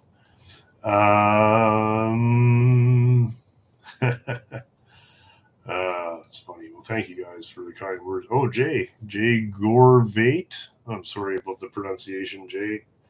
I'll call it Jay Gorvet. Thank you very much, man. $5. Cheers, buddy. That's really kind. We're just having some fun here, right? CW band jam should be a segment. Well, they are a segment that's buried at the very back for a few seconds. That's about the confidence I have in the quality of the jams. But I tell you though, half of those guys that we jam with and that had never played an instrument before we got that band together. It was just about what are me and my brother and my friends going to do. Everybody, let's just, hey, do you want to make a band and learn how to play? Because I can show you guys a bit. And we did. And that's all we do. It's just, it's all about having fun, drinking beers with your friends. Same with the cars. And that was kind of the idea of the show. Is that it's just everybody seemed to take themselves so seriously and be so worked up about stuff that we would just do, for laughs. So I just thought that's what we would do is do a little bit of a show about just having some fun with it. So Justin, good question. Where's Steven been? He actually is working a lot, so we haven't gotten to see as much of him. He works at Don's garage up the street at the Ardrossan auto garage there, and he's working full time. And so we just haven't because he likes to. The work is hard. Like when he's there, because that garage will service virtually anything. It's not like he's got nice little easy brake jobs to do all day. Like I don't know if you guys are familiar with the average beater out in this part of the world, but the stuff that rolls in there, he sends me pictures and I'm like, holy shit, man, what? And always we just laugh at the horrifying stuff that they got to fix. So by the time he's finished work for the day, he's pretty much exhausted because he does a lot. And this time of year with the snow tires, like if you ever changed 40 snow tires and balanced them in one day, you're done. You're exhausted. You can't even stand up. So we get Steven comes over on the weekends and still he's working away on his Saab. We will do an update on his Saab 96. And another thing he's doing that's keeping him away from here is he's building the engine for the Saab right now, but he's doing that at home. So most of his spare time is going to building his 3-cylinder 750 two-stroke. And he's got all the racy bits in there, so I think it's going to be fantastic. And he's doing the body and whatnot here. So it's a big job, though. The Saab is a big job. Like it's very rusty. There's collision damage. And it's still better than the other one he started with. So, but we're looking at probably a 2-year repair on that car. And it'll be really cool. There's almost no two-stroke Saabs. I think there's one in Edmonton. Of 1 million people, there's one two-stroke Saab running around. So we're hoping that works out. And yeah, always look forward to when we can get Steven over for sure. Dean scares my cats. Well, if it's just your cats, that's okay. Does the 59 Fury have the original cardboard headliner? Yes, it is absolutely original. Perfect. It's a perfect original headliner in that car. Yeah. And sorry, I'm just gonna have to KC pre-order of shirts. Yes, that's going on now for sure. If you go to the coldwarmotors.com, it is for sale now. Oh, sorry guys, I got.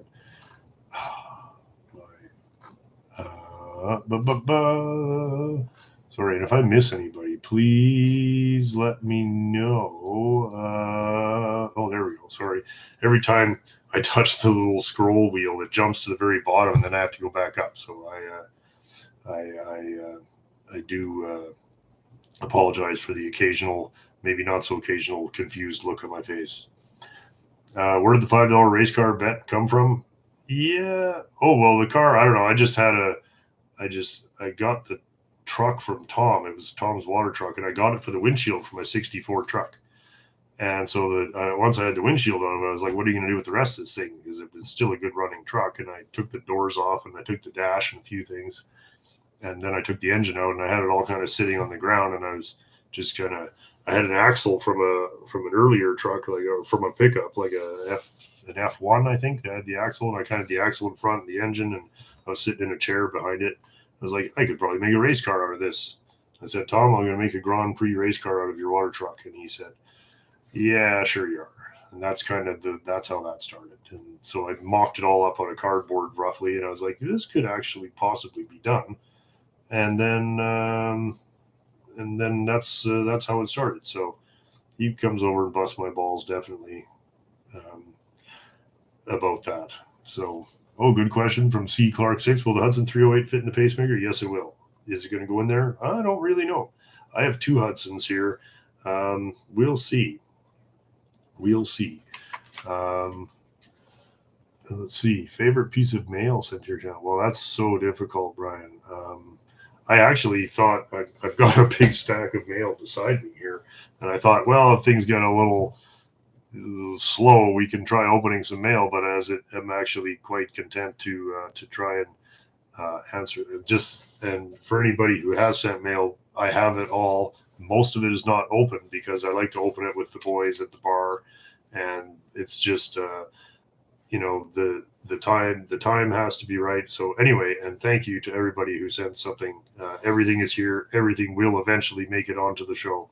I really do take that seriously, and I hope you guys enjoy the mail opening bits a bit because I do really genuinely appreciate it, and I think it's kind of fun. But I also like to edit it so that it feels good and keeps moving, and it just means that it's a lot of editing, and if it takes, and I like to look at whatever comes in the mail, like I really do look at it. And then so if we spend 20 minutes looking at each thing and we open 3 things in an hour, well, that takes 3 hours to edit down to 10 minutes.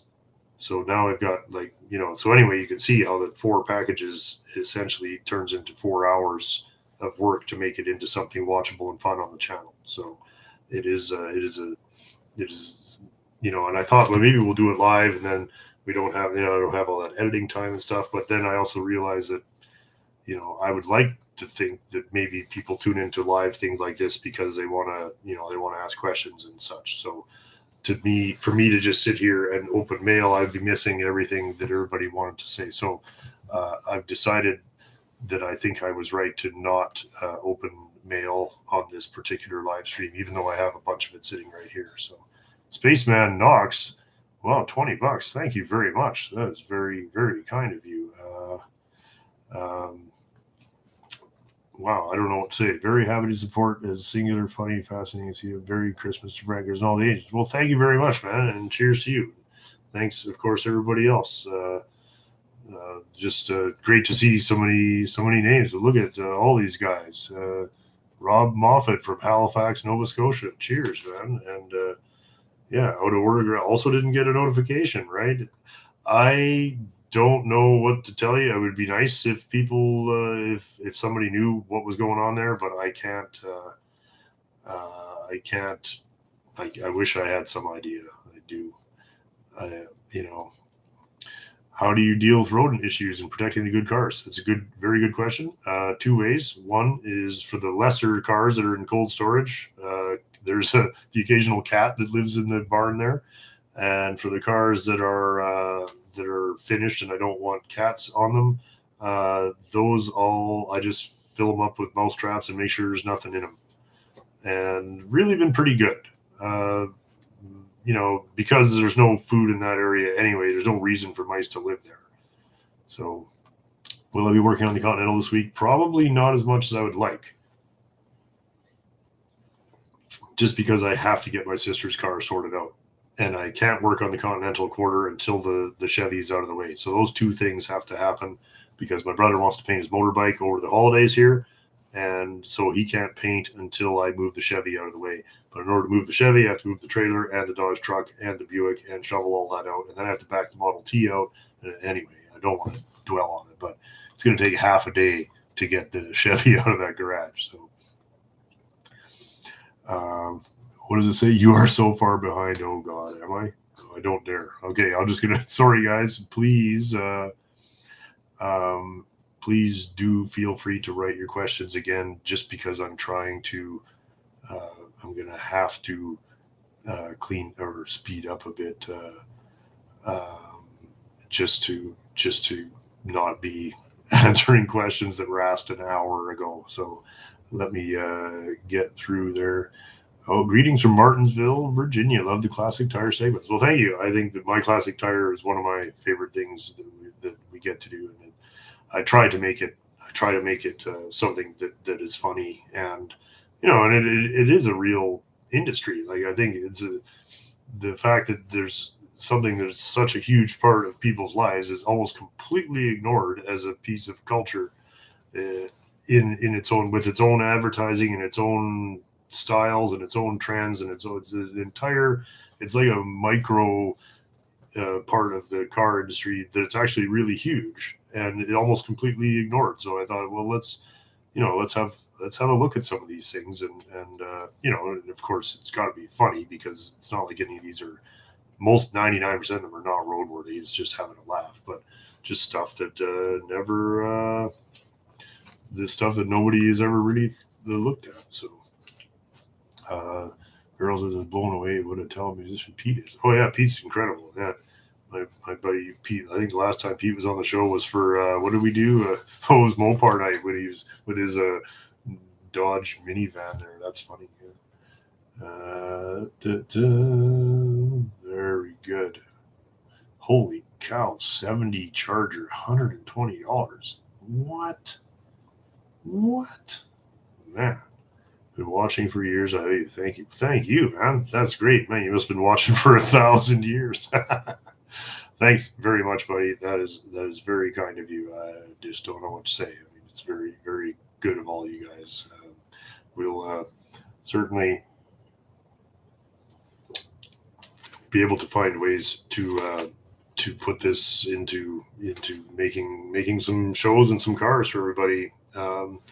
Very content with the equipment I have at this point. And I have been asked about going to 4K video and such. It's just literally impossible at this point because of my upload speed. It would take me 3 days to upload a video. As it is, I don't know, you can't really see here, but I've got external hard drive, terabyte, like 10 terabyte hard drives stacked on top of each other in a big fucking pile here. There's so much. And I only shoot in 720 because the file sizes become ridiculous, because often I just leave the camera on and go do whatever, and just hoping that somebody will stand in front of it and say something funny. So the amount of raw footage does pile up, and so to take all that in 4K would just be absolutely, not only would it be a waste, I think, because who really cares what my garage floor looks like in 4K, or me for that matter. It probably is not going to be better.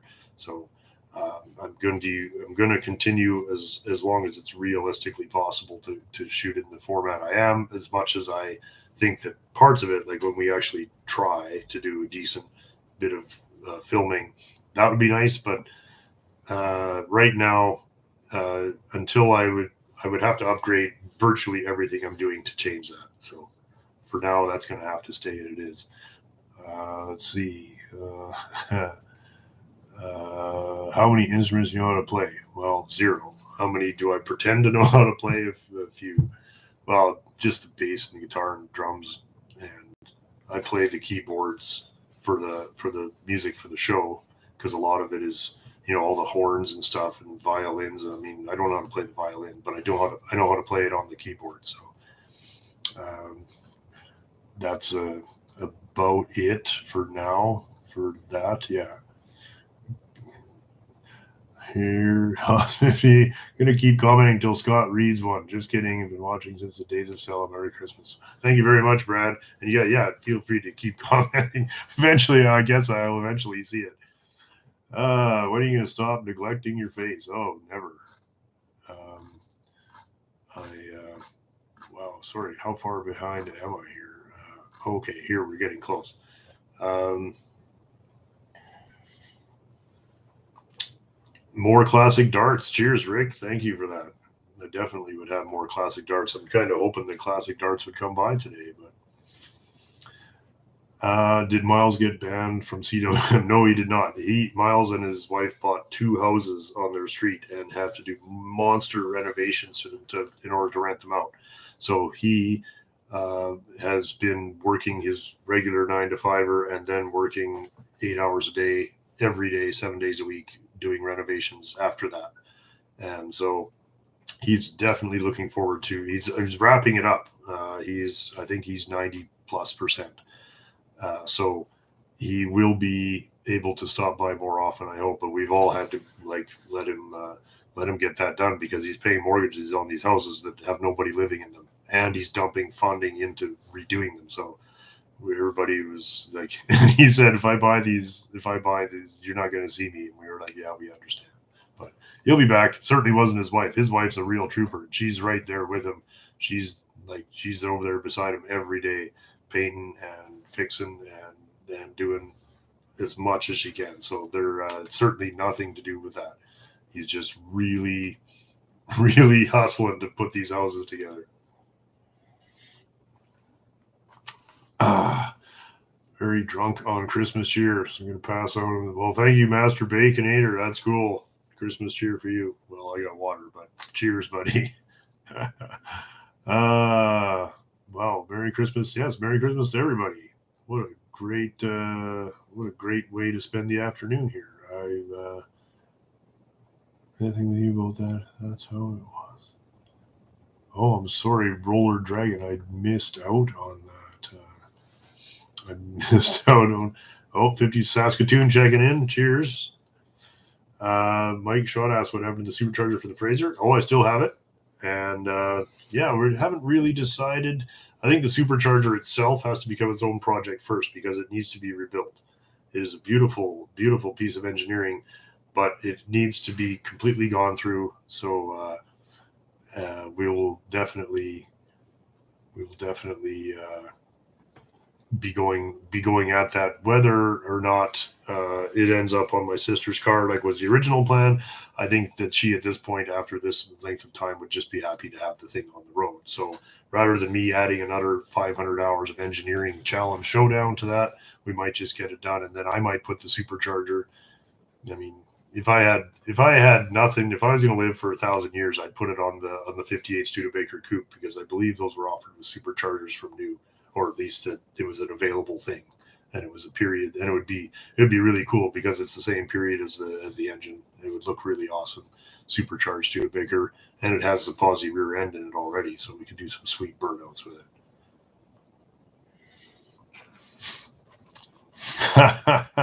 Willie Fixit says he's got classic darts to send, but he's broke now, but still got them. That's all right, buddy. You send him whenever you get a chance. We'll be smoking classic darts as long as we can stand up. Well, I had actually quit smoking years ago. Doing creating advice completely on the editing. Yes, it does. Oh, you did get a notification. That's very good. Thank you, Mark. Cheers, buddy. Yeah, you know what I mean. The editing. Yeah, editing is it seems like it's going to be easy, but sorry, just making sure everything wasn't broken there. How much snow is up here? Oh, there's probably 18 inches of snow on the ground. I don't know. I took Frankers out for a walk, and it's up over my knees. So in the field, anyway. Tom keeps my driveway pretty. Tom is extremely kind to do that. I have to say, I've lived here 20 years now, and I have never shoveled my driveway once. Every time, usually by the time I get my lazy ass out of bed, I can just hear Tom going back and forth when I look outside, and it's done. And so that's pretty amazing of him to do that. And and I know he does not just mine too, but he gets up there and and he does multiple people's yards, and he does a lot of the subdivision. He just gets her done, and it's pretty awesome. Jimmy Rogers asked about the VAC 57 Plymouth. Yes, that might become part of the 57 project. I will not give away any more than that, but there are plans for it. Yes. Would you expect sponsorship from Manscaped? No, I would not. Well, I shouldn't say that. I mean, how much are they going to pay me? But no, I tried to. I have after for a dozen years here kept the channel completely unsponsored, except for other than the people that watch it and the people at Patreon, who really it is for. But yeah, I don't think you know.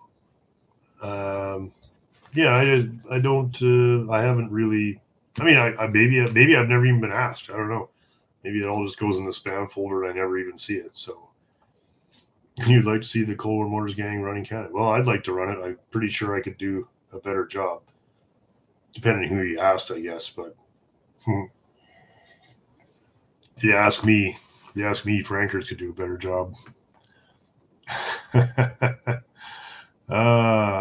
Dryer sheets. Yes, I've heard that. I've heard dryer sheets, mothballs. I tried mothballs, but it made the car smell like mothballs. So I don't know. I mean, I don't mind the smell of mothballs, but if it's too obvious, then yeah. So 70 Charger. Cheers. Showing some love to a fellow Canadian. Well, I'll say thank you very much, buddy.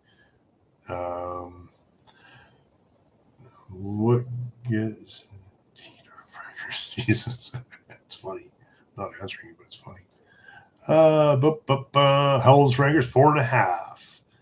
4.5. Yes. So maybe shoot up an 8. Shoot at 8mm. Go against. Well, Michael, I did. I think in one of our mail opening segments, I opened a 8mm Super 8 camera and film from a viewer who asked that when the Fury is done, that we shoot a little mini feature of it on 8mm, and he even offered to process it for me. So that is all sitting waiting, and I will shoot the 60 Fury at 8mm, and we'll get to see it. And so I'm trying to form some kind of way that we can make it kind of funny, like like Dad bringing home the new car kind of thing. But of course, I don't really look like Steve Allen. I would either have to shave or get somebody else. So. Sorry, just Zinc Orbi. Here's the Stella's memory. Well, thank you very much. Yes, I do think about Stella every day. I can't watch too many videos because if not to but once Frankers heard Stella bark in a video, she just went crazy for like an hour looking for her. So I just like, okay, I can't have that ever happen again. That was just terrible. So yes, thank you very much. And yeah, it'll be 4 years on February 12th. CW's best. Oh, Mike Michaud, thank you very much. Best thing on YouTube. Thank Scott agents and Frankers. Looking forward to next year. Please be nice to the 58 limit. Yes, thank you. Oh, we have thoughts about the 58. Sometimes I think it would be really fun to put that car on the road exactly the way it is. So that also might happen. I do kind of really like the flavor that car has, and I wonder if I might diminish it by restoring it. So, well, excuse me, we'll see. Yes, we'll see. But well, I have enough bits to put one together now, so that's also important. So. It's got Google Fiber. I don't know what that is, but thank you, Larry. Funny. Dude, my town's selling 20K but no rust. Oh, well, those are good cars, good projects. Yeah, for sure. Very good. Waiting for the video where Frankers takes me to the barber. Yeah, well, so are my folks, I think. They often suggest that since I take Frankers for nice grooming every few weeks, that maybe I should do it myself. But I just tell them that Frankers got all the money and I don't have any left for me. Whether that's true or not. Classic Darts is ahead of its time. Thank you, Paul. It's ahead of its time for sure. When's the next project car after the Fury? Well, we don't really know. That's something that I'm really thinking about. And there's a few good ones. There's a few good projects. The part of the trouble is that that we do have such a pile of cars. And I've said it again to somebody yesterday that if I only had the one car, like that Model T, if that was my only car, that thing would be immaculate, right? It would be a white glove trailer princess car with the Q-tips between the treads.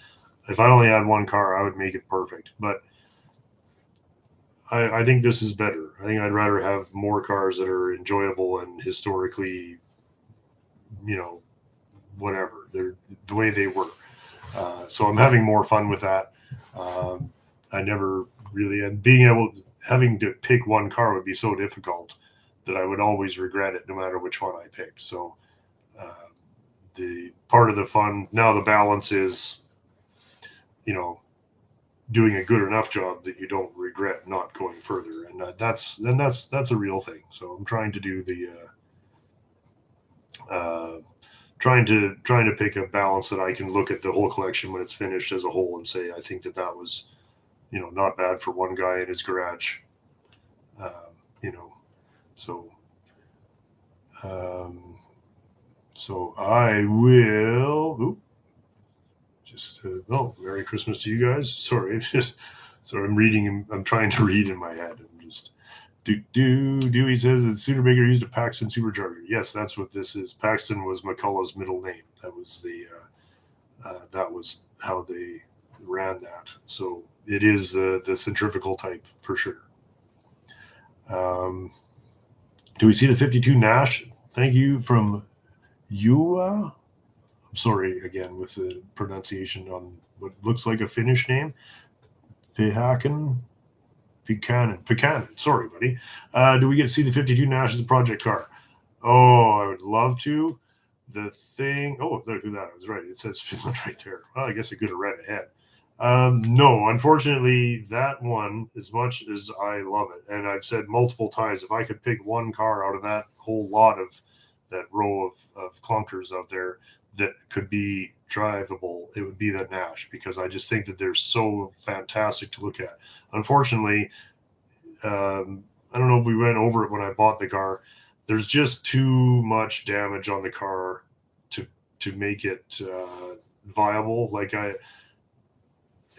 what I would like to do, because that car is very complete, I would like to find one with a decent, not even decent, but at least a savable body. That one, the whole driver's side is sideswiped. Doors are both caved in. The quarters are caved in. That's not even the bad part. I could probably fix all that too fairly easily. The problem is that it was hit in the front very hard many years ago and badly repaired. And it's got a fender that's spliced in the middle of it. And it was actually hit hard enough that the cowl is pushed back a little bit. And then the door is sagged on that side. And this was all repaired back in the day when they didn't care about stuff like that. So they kind of spliced it together, and so it looked like a car, and that was the standard of the repairs back in the day. So unfortunately, the car is so poorly repaired and badly hit and very, very rusty. If you look underneath all the collision damage and everything, it's also rusty, and the engine is seized, and the interior is junk. So it's unfortunate. It's a fantastic parts car, and I'm gonna, if I could find a good example of one, I would snap it up in a minute. But that one that you see there, even though it's my favorite color and everything, it is just, even for me, I could fix it, but I just think that I would get it done, and I'd be like, you could have built 3 other cars by now. So that would be a car that I will hold out, and I will keep my eye open. And I almost bought one. I almost bought a Statesman like we were talking about, but that one's an Ambassador, I think. Yeah, it's an Ambassador, whatever the top of the line car was. Ambassador Custom. So it has a longer front clip. So the car that I was going to buy to use to put one together would have not had the parts that I actually needed, which was the longer front end. So, boy, that was a long answer. But the short answer is it's just not possible. Sorry. But I'm going to keep looking, because I do love those Pininfarina. I love those Pininfarina Nashes. They're just so cool. So let's see. Sorry, let me catch up here again. There's Bri, the bike guy. Cheers, buddy. Sounds like lots of guys are enjoying some after work, kind of smoking some joints and drinking some beers. Man, that's cool. I'm jealous, you guys.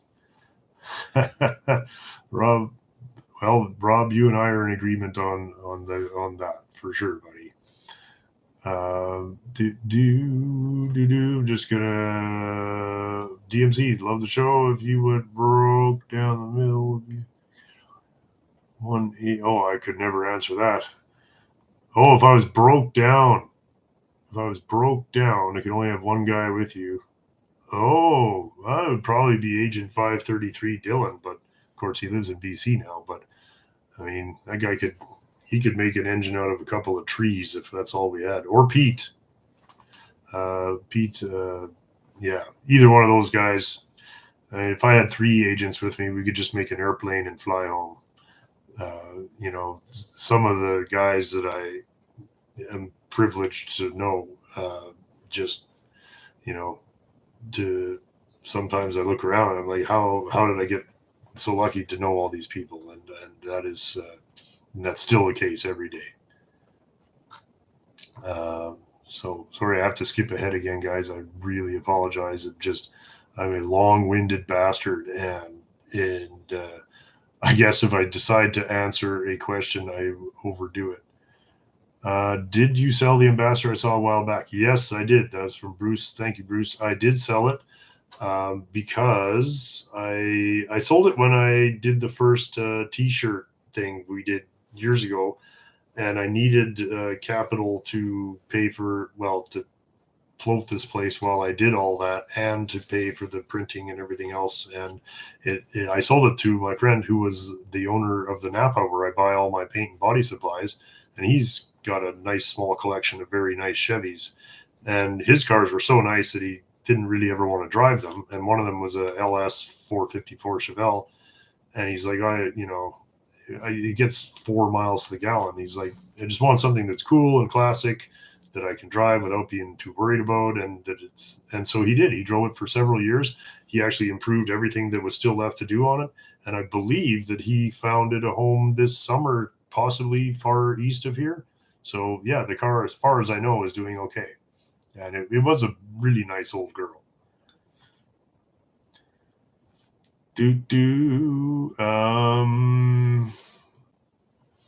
Let's see. Why don't we have a calendar? Well, we talked about that, and actually, instead of this shirt, we were going to try and do a calendar, but it just ran out. The time ran out.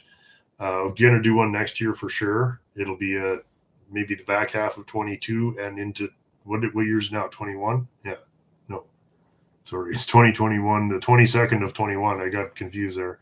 So that's what happened. I'm going to do one, and it was just the time wasn't right, and we didn't. The person that does our T-shirts and stuff, that company didn't do calendars, so it would have been something that we would have had to do separately. And the whole reason that we have the store and everything set up the way it is because I simply don't have time to micromanage that whole process anymore. So the calendars will be something that we need another 6 months or so to get it together to where it's going to be easy and reliable. I've got great photographs. I won't show you guys the photographs, but I do really have good photographs for it. So,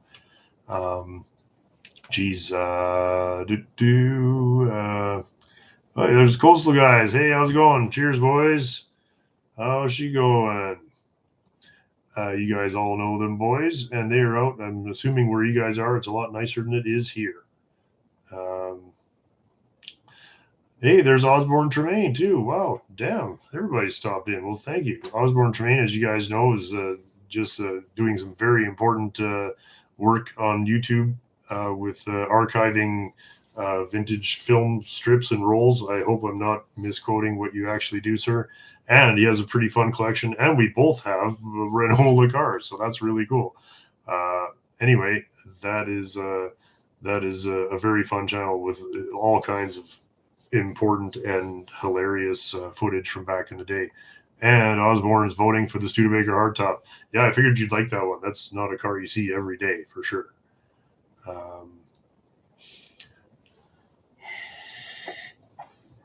So yeah, guys, check that out. Anybody who's watched my channel has seen his channel for sure. I'm sure. And ditto Coastal guys. Oh, you guys didn't have to do that. Thanks very much. Don't forget about the plan for the Cummins Ford. Yes, that's another one that's in the works. We've talked about, somebody asked earlier about the, what do you call it?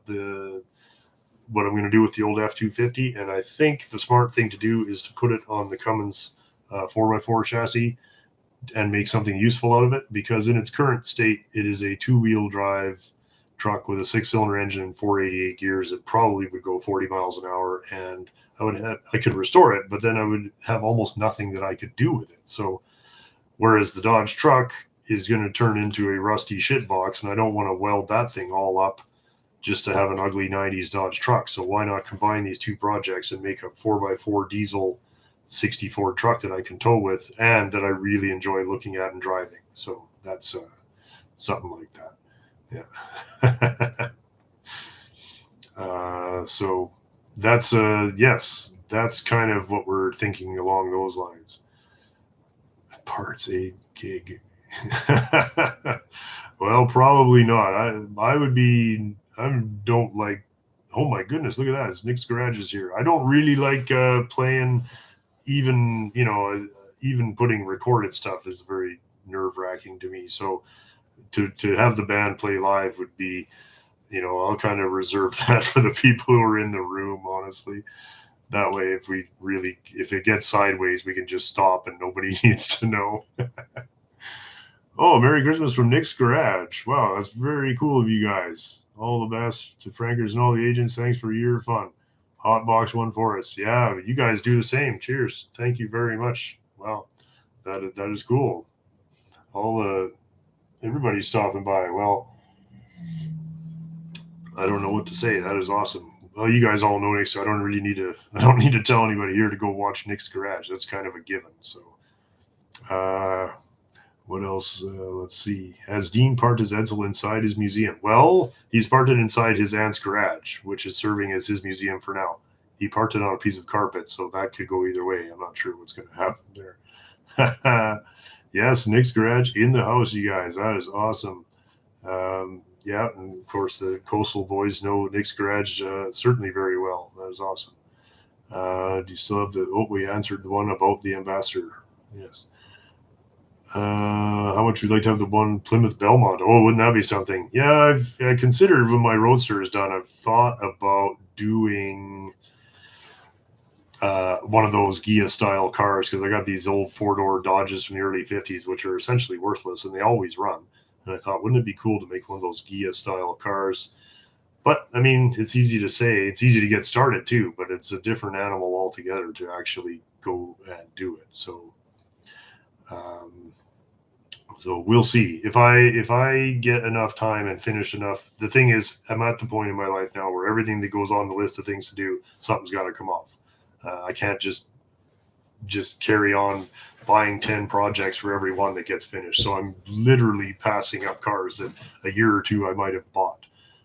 And I bought some cars that are a little bit less work, but I don't want that to be the MO around here. Like, I like to think that what we're doing here is taking stuff that maybe nobody else would even try to save and saving it. So I really do feel that that's, if there's any contribution I can make, there's not much point, in wholesale buying really nice cars and just putting them in my garage. I mean, you haven't really you're still keeping them dry, I guess. But like, if I take cars that are beyond repair and save them, then at least I could say, well, because all the good cars, they will get buyers sooner or later. So, yeah. So I think that I'm going to, that's what I'm going to mostly concentrate on, is trying, for at least for myself, to let's build cars out of stuff that nobody else would even try.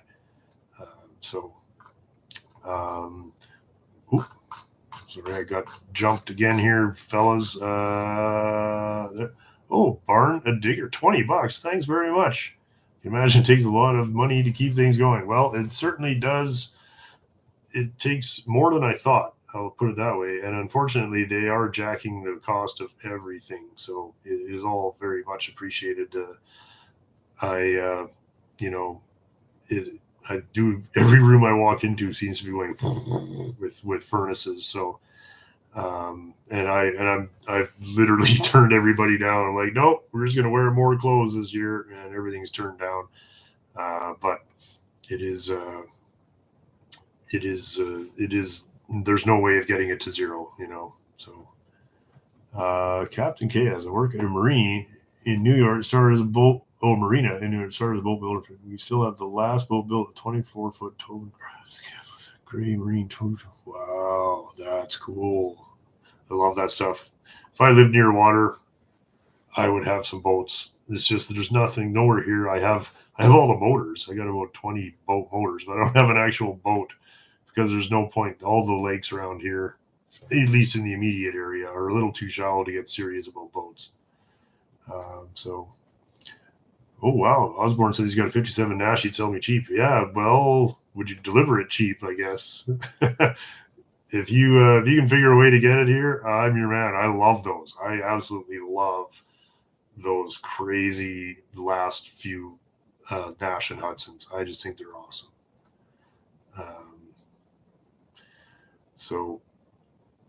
Yeah, anytime, buddy. I just love that stuff. Sorry, I'm just trying to keep up. What are the plans for 51 Chevy? Well, not much yet. There's enough there.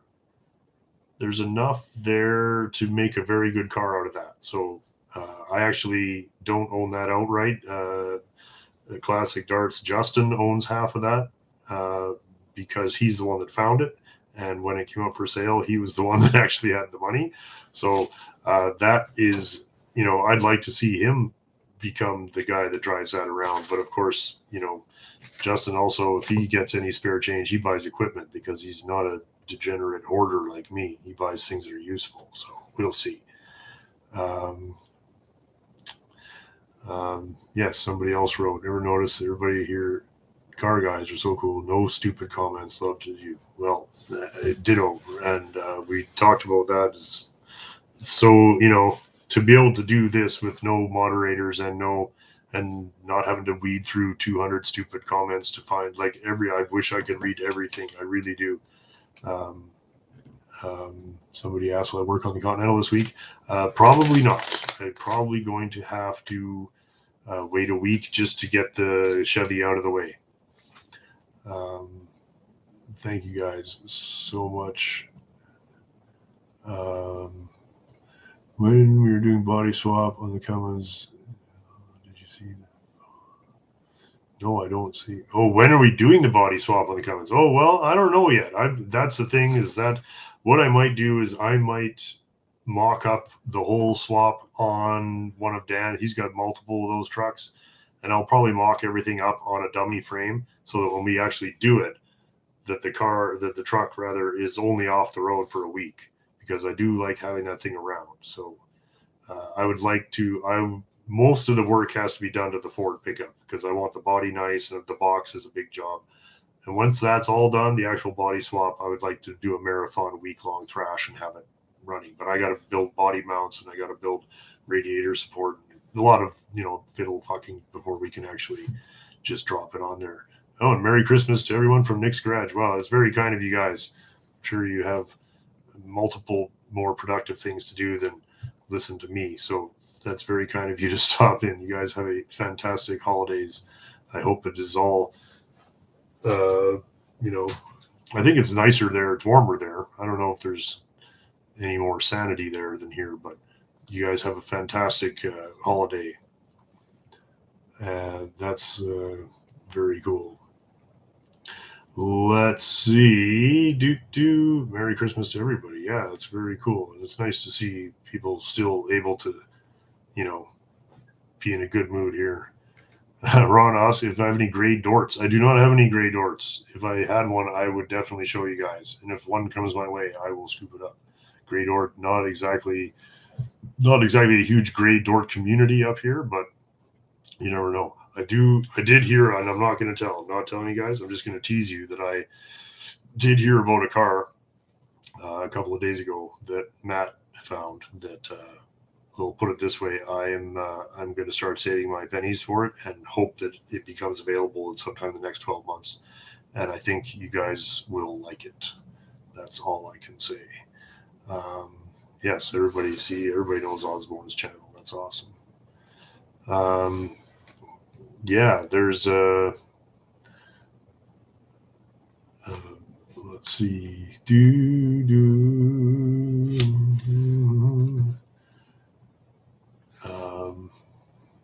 Sell the F-250D. Yeah, well, not. I can't sell it because it came with the farm. That's the thing. Is the 60 V8? No, it is a 223 6-cylinder. So um, and and the thing is, it's pretty wore out too. Oh, the band rocks. Thank you guys. Yeah, we did jam when you guys were here. That was cool.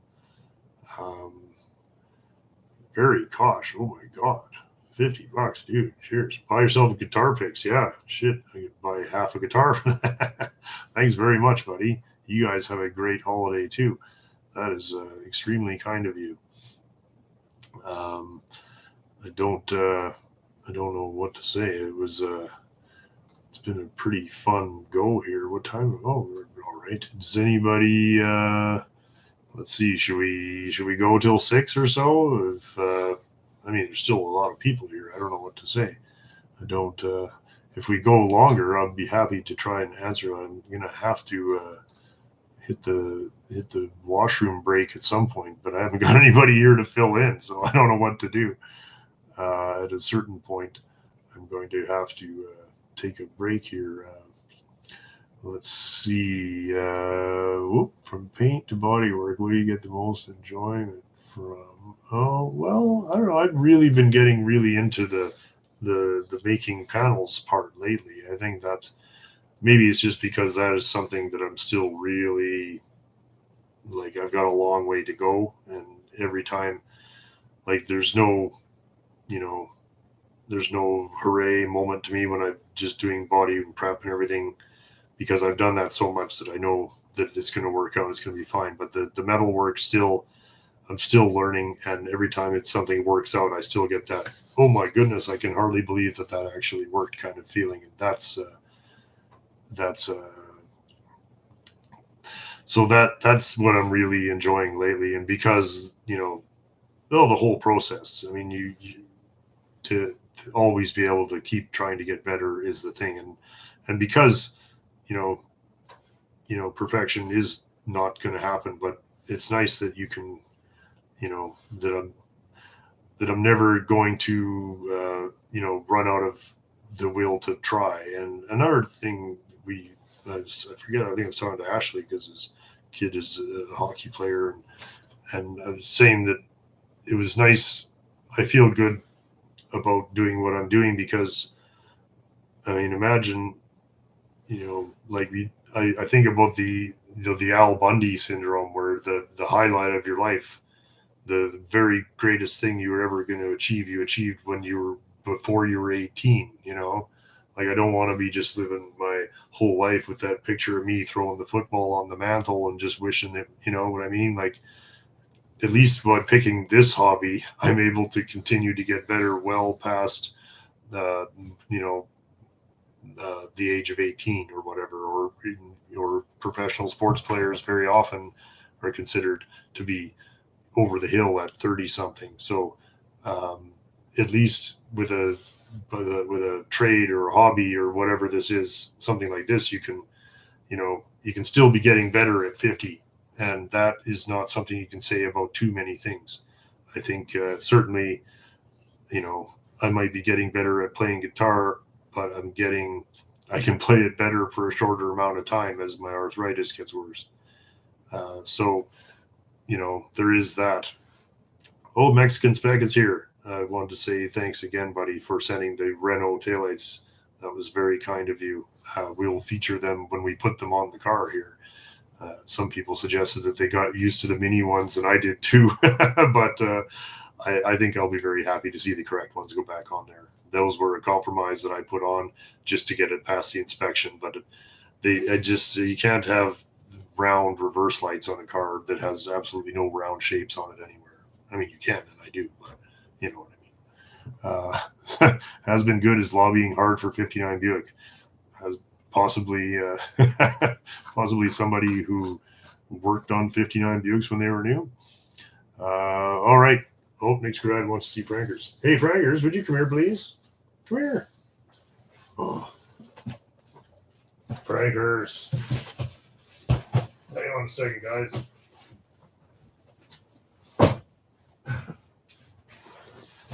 You guys give me a second.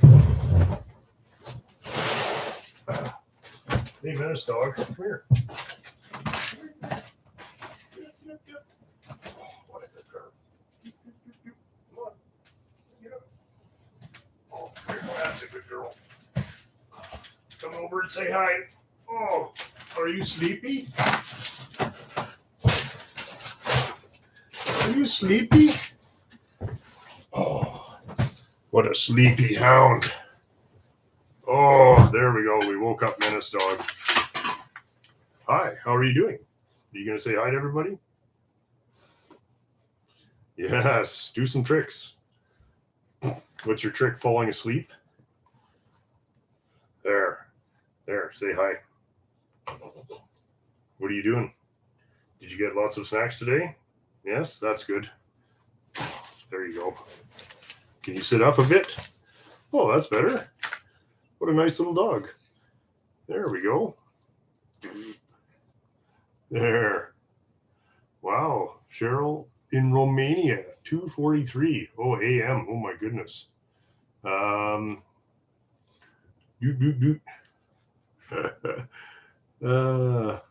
That's funny. Oh, midnight in the UK. Wow, so weird to think that this is like, sorry guys, like it's weird just because my life does not go outside of this yard. Like I really, I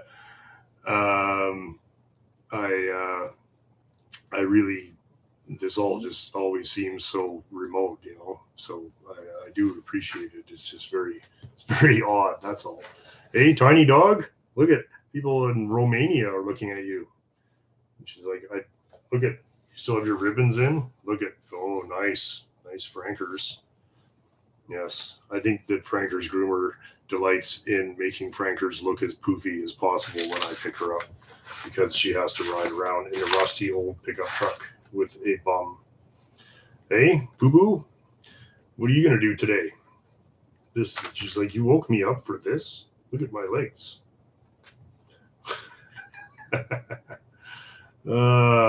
Hey, David Axe is here. Cheers, buddy.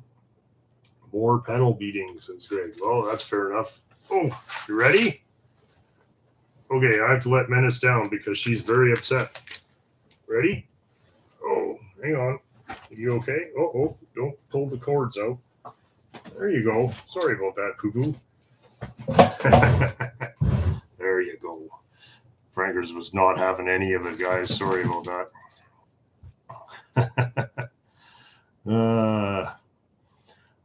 Oh yeah, I should have had some Frankers in the wild. I should have if Frankers would just answer some questions, that would be okay too. But Frankers answers all the questions the same. So there, sorry, am I this far behind? Oh my God. Sorry guys, I stopped at would like to see Frankers. There we go.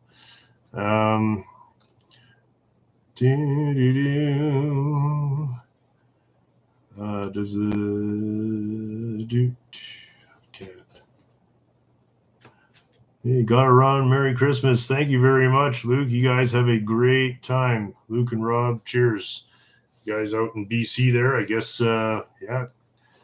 Stop in on your next road trip. Cheers, guys. Another vote for Studebaker. Realize the rust is daunting. Yes, well, that's true, yeah. We all work for Tom. Yeah, for sure. Yeah. Let's see. Why is Agent Gary so reclusive? Oh, well, he's very busy with his own stuff, and he's not really as much into cars. He's into the machining and into motorcycles, and when he gets his bikes done, we will definitely have a look. And yeah, he's just quite content to to stay out of the way most of the time. But yeah, I've known Gary since I was 17, so maybe he's just maybe he's just sick of me. What would be my ultimate build? Oh, fun question. Well, like I said earlier, I'd like to do a Gia style scratch built body on a Plymouth frame that I have. That would be cool. For restoration, I would like to. I'd like to do. I already have most of the cars I'd like to restore. I mean, I've got to be realistic, and it's hard to say. I mean, obviously, we'd all like to have Lamborghinis and stuff, but maybe, the only thing that could talk me out of the SM, which is one of my favorite cars and objectively a pretty interesting, good car. If I could, you could trade a very nice SM for a very sketchy Facel Vega. And if I could find a Facel Vega that I could make into something, I would be happy.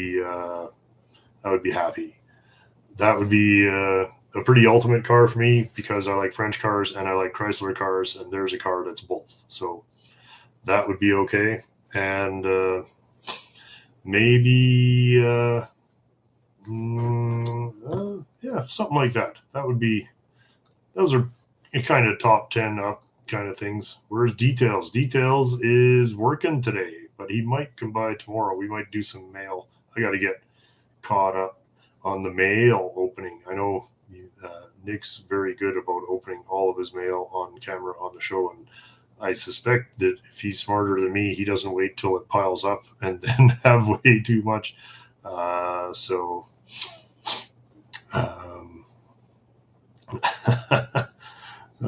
Funny.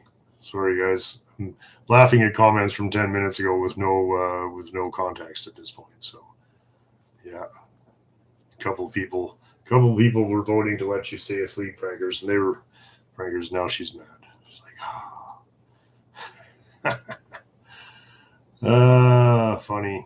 How far away do you live from a big city? Not very far. I live about 5 miles out of Sherwood Park, which is a suburb hamlet. Here, sorry, Frankers is all caught up in the cords and shit now. Oh, sorry, Frankers. There you go. What a gong show. This place is a gong show. So I'm only like 5 miles out of the suburbs and about 10 miles out of the city. Maybe a little more. I don't know.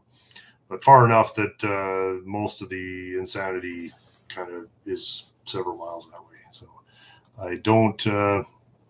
I went into the city to get body shop supplies last week, and that was the first time I've left the yard, but only to go to the local gas station or my friend's house. But to actually go out and fight it out with traffic and stuff in the city is, and I used to live right downtown. I lived right downtown, and I worked downtown, and I commuted, and I did all that shit, and I don't miss it, But I'm not really that far out. It's actually really ideal here because if I go straight out my door, I'm downtown. If I take a right and a left and I go that way, then I'll be on the north side. And if I take a left and a right, then I'll be on the south side. I'm very central, just very east. So it's actually pretty easy. Oh my, am I this far behind again? Oh my God. Sorry, guys. Nick's Garage. Jeez. Well, thanks very much, guys. That's crazy. Milkbone fun, Frankers. I took Frankers to the vet the other day for a checkup just to take her in for the old once over. She kind of looked at me like, Frankers is getting a little bit fat.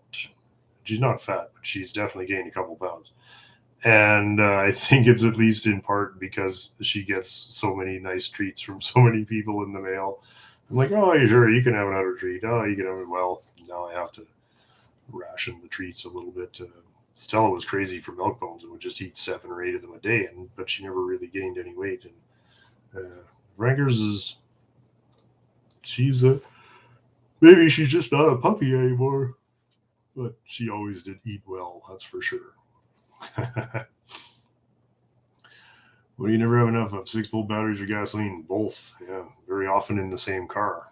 Yeah, if you have you have to put ribbons in it. Yeah, I'll match Franker's. Maybe for Christmas. Porsche Racer 14. Hey, look, Porsche Racer. Very good to see you. You're next door in Saskatchewan. Very good to see you guys. Stuart Nimmo. Holy cow, everybody's here. Thank you, Stuart, for stopping in. Cheers. Mike Cartman from Ottawa. Cheers. Wow, what a what a treat. It's so great to see everybody. Was Dean made in an LD? You'd swear he was. He'd probably live in one at some point. At least 2 Romanians here. That's fantastic. Let's see. 1,000 likes. Is that good? I guess it's good. Thank you, guys. There's not even 1,000 people watching, so that's cool. How cold is it right now? It's about minus 15, I think. I don't know. Let's check the old telephone. What does it say? Oh, it's minus 10.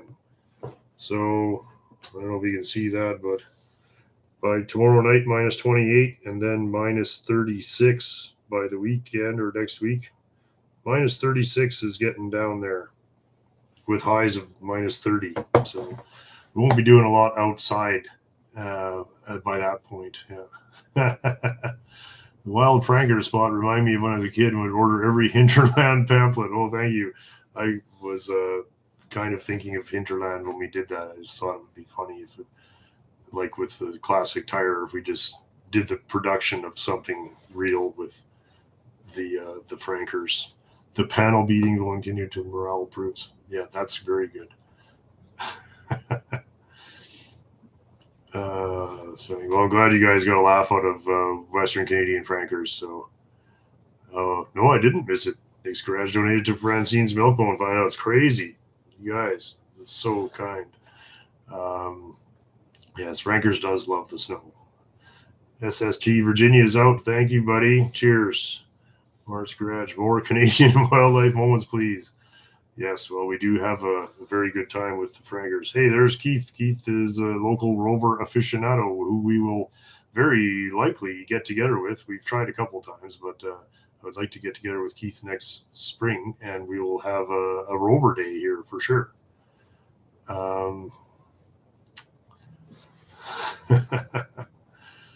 Black and white Savoy next, please. Yes, well, that's okay.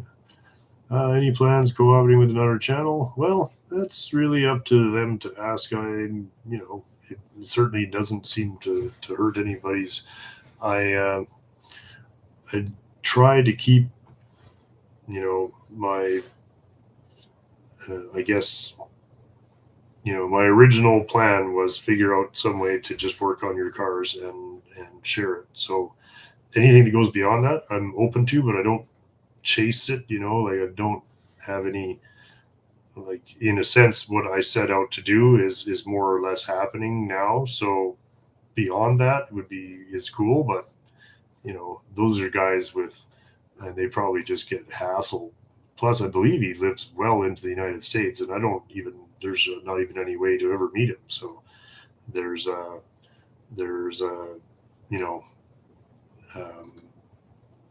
very little reason for him. There's nothing in it for him, so I would never expect it. You know what I mean? Like, everybody who has seen this show has seen 20 of his shows, so there's really nothing in it for him.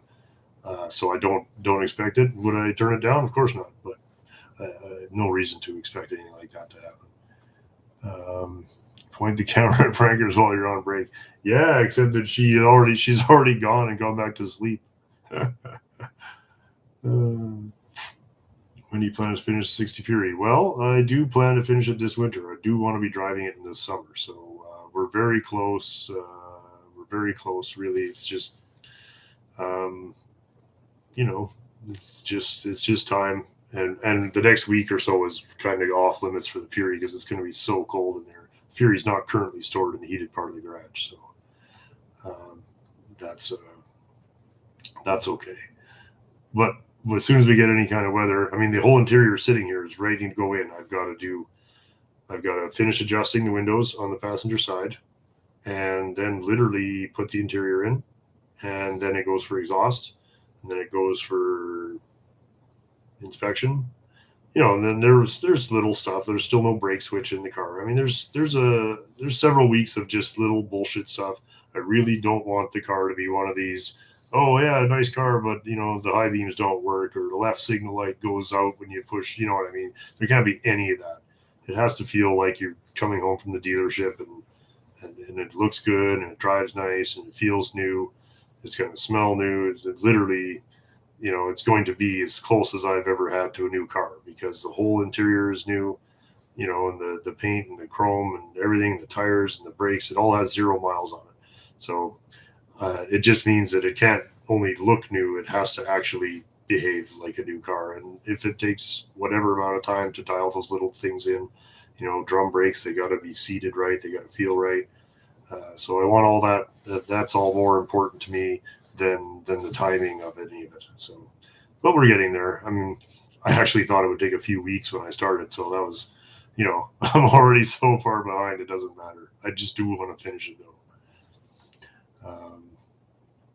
So let's see. Dude, sorry. Let me do. Oh my goodness. Wow, am I this far behind? Sorry, guys. Oh, I'm catching up. I keep trying to catch up. Sorry. I mean, I don't know how far behind I am. But if you asked a question, maybe I'll get to it. Where are we at? Finish the Mopar limo. That's a great idea. And I can't forget about that. Like, that's a massively cool thing. I would love to do that.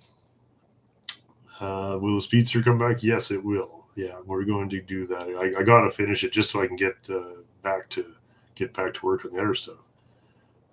It'd be nice to see it finish. Yes. Let's see. Put SM seats in anything. Yeah, that's for sure. My best interior of any car. What does the acronym GCFCE stand for? It stands for the Gentleman Club for Cultural Enlightenment. Oh no, Center. Sorry, the Center for Cultural Enrichment. I think. Yeah, the GCFCE has been around for a long time. Those boys always crack me up. So, what's the next purchase? Oh, I can't tell you, but it'll be cool. And say hi to Dean. Well, thank you, Mark. That's cool, buddy. Happy New Year to Jason Ecker. Cheers, buddy. American Rambler, back for more. That's awesome. Yeah. What did I miss? Got the transmission. Oh, awesome. Legends Workshop, of course. Yes, you guys check it out. He's doing an amazing job. All about, yeah, well, Willie knows. Yeah. -2 Celsius there. Yeah, that's not too bad. Yeah, it's not too bad here right now either. So -10. Yeah, it's not too bad today, and yesterday was quite nice, but it's going to get very cold. No winter beater challenge, not an official one, just because, well, we all built such good beaters last year that we don't need to replace them. Al might win this year because he's still putting his Granada together, so we'll see.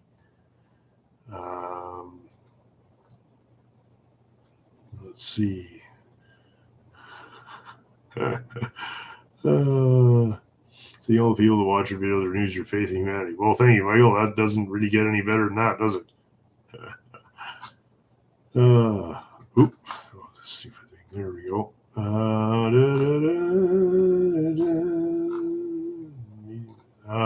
Let's see. Dean doesn't drink anymore. That's right. Is Dean as stoned as he looks on mail time, or is he a lightweight? Well, that one particular video, if you're thinking it's the same one I am, I think you made the mistake that some people make, where you shouldn't have too many beers and then decide to get stoned. You should do it the other way around. But anyway, yeah, he got it backwards that day. No, I think I saved the most coherent parts of that and had to edit the rest of it out. Randy Kirby, thanks very much. Cheers from Cincinnati. Well, that's very kind of you, man. Cheers. We're just hanging out today and having a great day. So cheers and thanks to everybody here. Danny says, I met Dean at a cruise night. He saw it. Dean is super fun. Yeah, he's legit. Like, there's no, is Dean related to Gene Hackman? We actually have all considered that Dean would make a pretty decent Gene Hackman if we needed one. Do we ever do any Fords? Yes, I just don't happen to be doing one right now.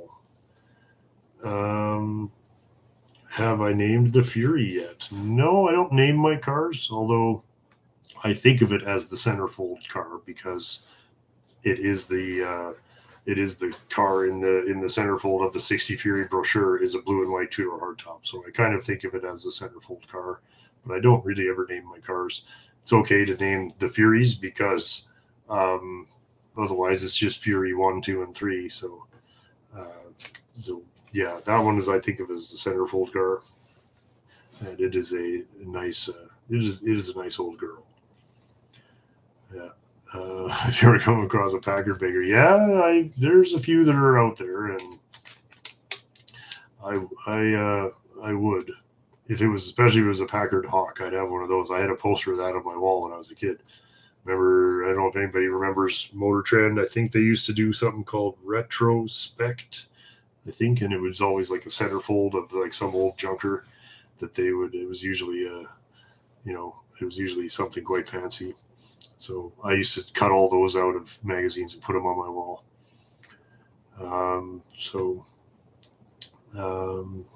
Jay Jardine says, good evening from California. Well, good evening to you, sir. Any straight aid projects in the future, Bob asked. Not unless it's that Buick.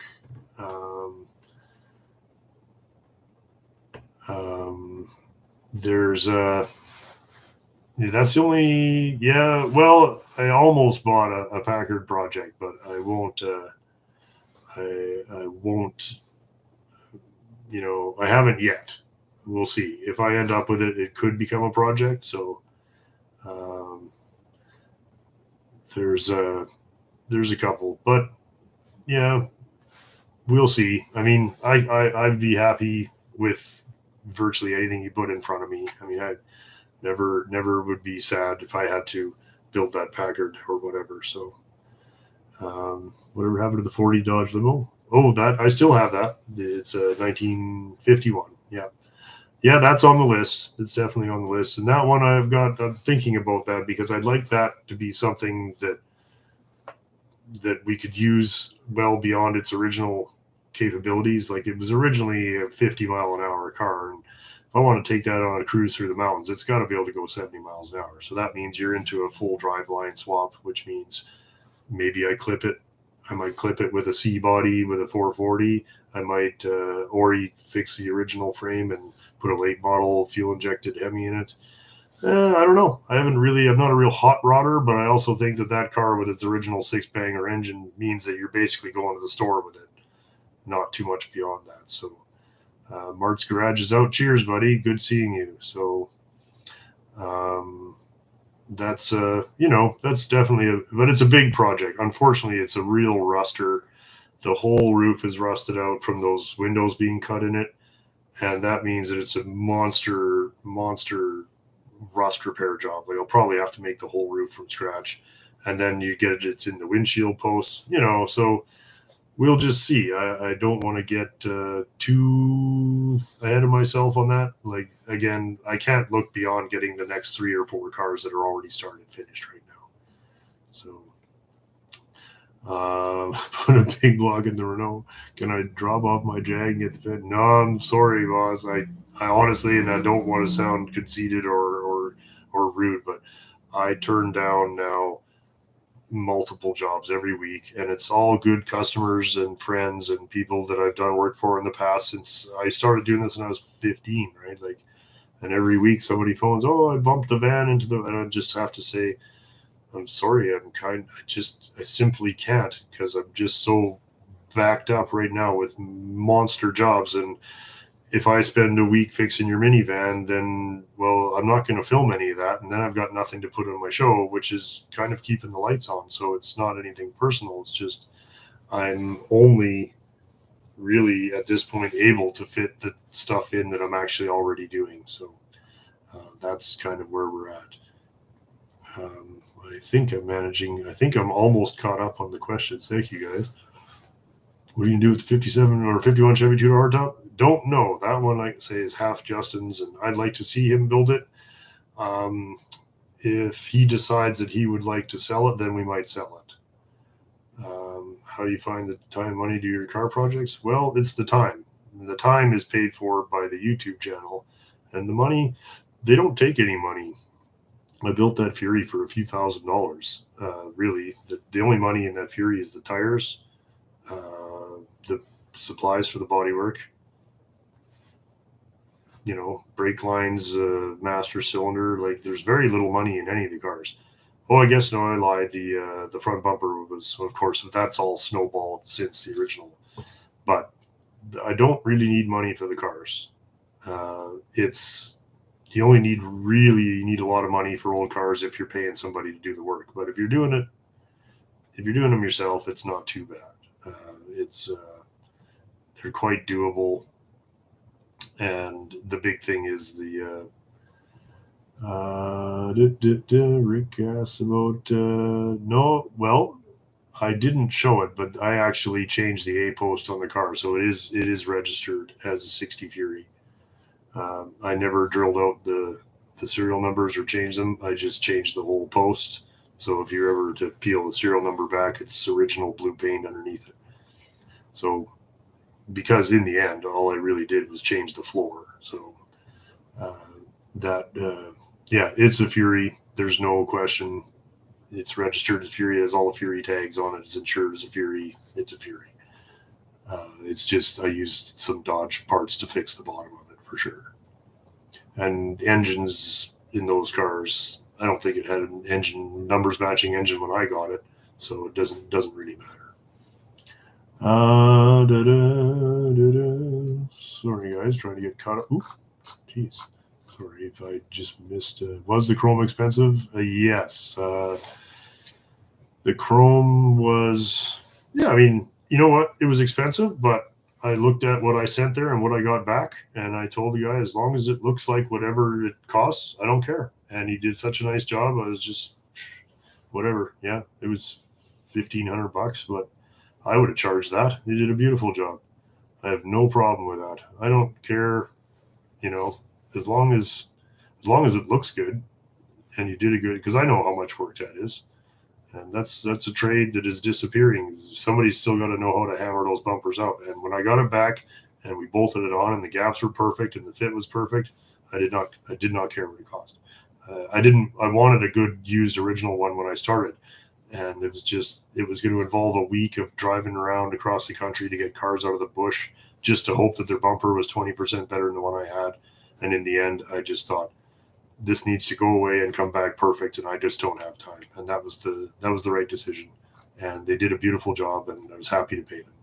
And they did such a good job that now I'm thinking about doing the back one. So I don't know. The back one's pretty good. Like, I'll tell you, if the front one wasn't so nice, the back one is plenty good enough.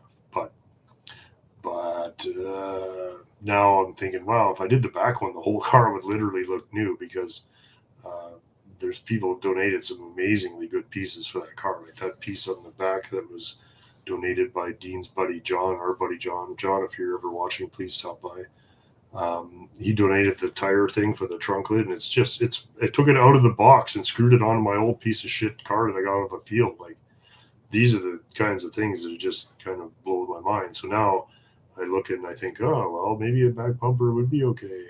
But it was not the idea. The idea was not supposed to be that we just threw money at this. The idea was, can we build a really presentable car for next to for the cost of our time and bare minimum parts. Like, I'm not gonna build that whole car and then put $80 Walmart tires on it. Like, that's just, I would rather have it sit there on bare rims than sit there with Walmart radials on it. So I don't mind spending. I can't make my own tires, so I don't begrudge the tire company. Just the fact that you can buy the exact tires is mind blowing. So I'm happy to spend that. And everything else I fixed, all the moldings I fixed, and the sheet metal I fixed, and so the whole car doesn't have more than a couple grand in it. Hey, holy crap! It's Agent 533. What's going on? When do we get another installment of the show? Nobody rips off. Whenever you get here. Oh, that's cool. I can't believe it. Well, cheers, buddy. So happy that you would stop in. Somebody asked a question if you were stranded in the middle of nowhere, what agent would you want with you? And it was you. So that's cool. You guys, in case you don't know, Dylan is now the supervising the maintenance of all the ferries in BC in his area there. So that's a proper goddamn job. Good for you, buddy. You got out of this place and get away from these bums, eh? That's awesome. So I hope it's going well. I'm assuming you're not in town for the holidays, but if you are, please do let me know, and we will put aside any amount of time. Uh, that's awesome. Oh, Vitor Camilo is here. Good night. Have you translated the entire DKW? No, I have not, but I have been enjoying it. Thank you very much for that. Again, it's absolutely fascinating history of really incredibly interesting cars. Um, I believe Vitor is in. Oh, you told me where you were. I think he's in Argentina, but I could be wrong. Anyway, it's very kind of you to go to all that trouble to get that to us. Somebody asked, Brother Dio, would you ever sell the boogie van? No, that's not mine. That belongs to Ashley, and he better not. I'll sell the boogie van shirts. They're for sale right now. Daniel asked what motor is in Dean's Edsel. It is the 361. It's a 352 FE board 50 over for 361 cube 4-barrel. Seems to run good. Where did you find the 60 Plymouth donor car? Well, the 60 Dodge I bought at an auction locally. It was a 60 Dodge Pioneer with half the pieces missing. It was an abandoned kind of project. And so I used that. And yeah, they're not, I found one that it had good rockers and it was reasonably solid, great frame rails, great trunk floor, and the car that I had, there was literally nothing left of it. So that was how that came about. How reliable are the Maserati engines in the Citroen? Well, I would like to think that they can be reliable. I try to drive everything I own with the understanding that I don't want to build the engine. So since mine has fairly low miles and I'm mostly concerned about making it reliable I think it'll be okay. I'm not going to pressurize the car and I'm not going to I'm not going to drive it hard. So I'm just hoping that for the little bit that I'm going to use it, I'd like to take it on some road trips. Someone says not quite all.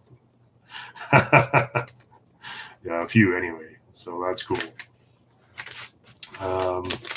So yeah, I'm hoping that I can make it reliable.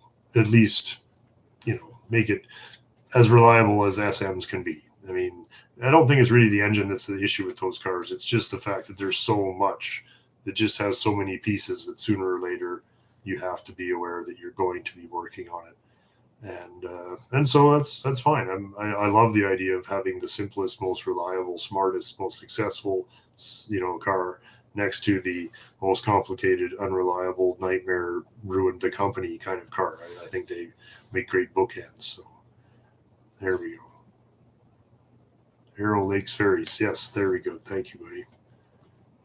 Jim also votes Studebaker. Jim, another patron of the show. He has 257 Silverhawks. Unscrew the big fins. You have 56. That's awesome.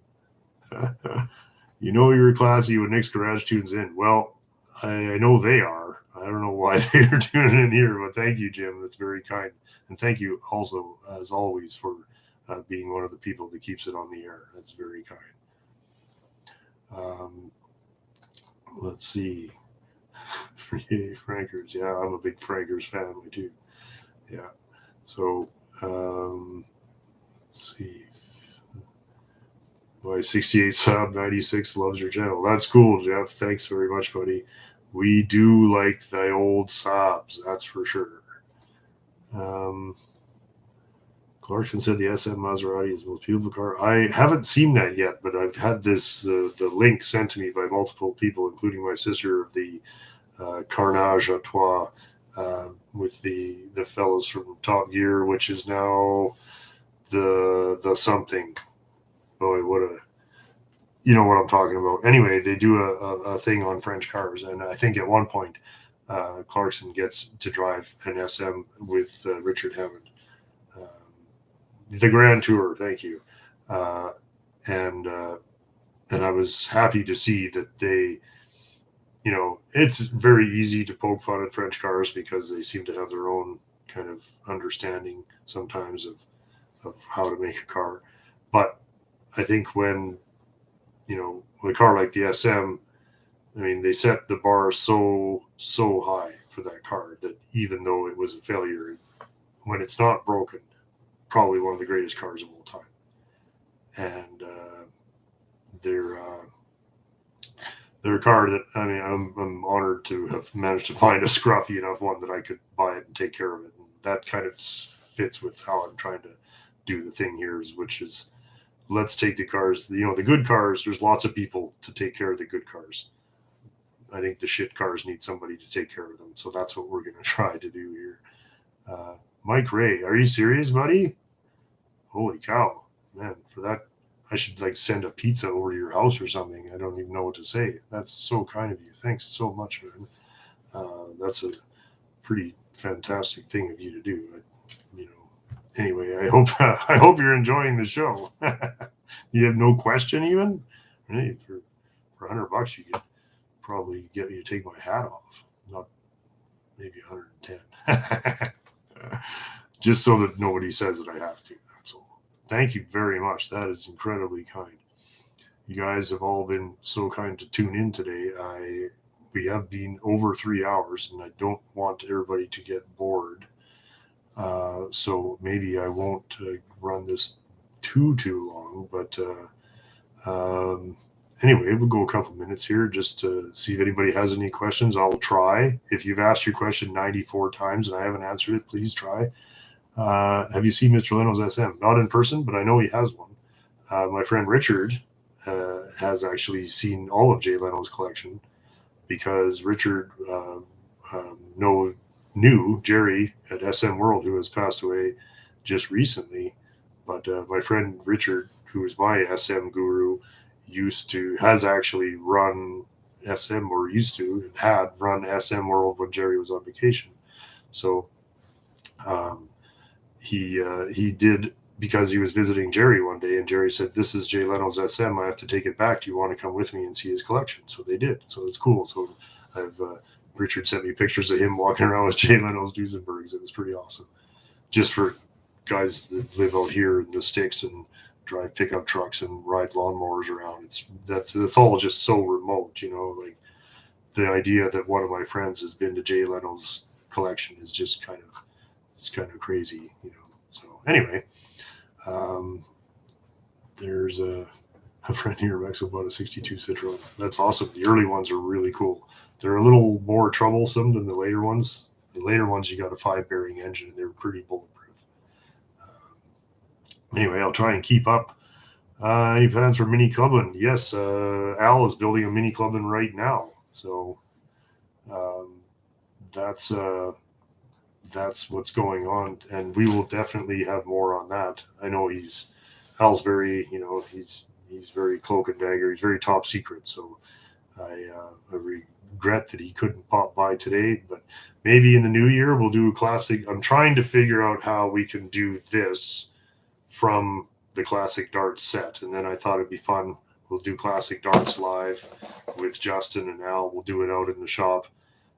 We were gonna try and do it. I'm also trying to figure out how to do this with a green screen so there can be something besides my stupid office in the background here. But anyhow, there's the Mini Clubman is on the way, and Al sent me pictures. He's got great pieces coming forward too, and he's got all the sheet metal. He's got a really good starting point. I forget what video, sometime in the last half dozen videos, you can see what he's starting with, which is a van, a wagon, what do they call it? An estate. Just lovely. He's starting with a very good car, so he's going to make a great car. Mike Ballier just discovered the channel and really enjoying it and missed my class car adventures. Oh, thank you very much. Great to enjoy yours quite a deal. Thank you very much, buddy. I'm glad you're enjoying it.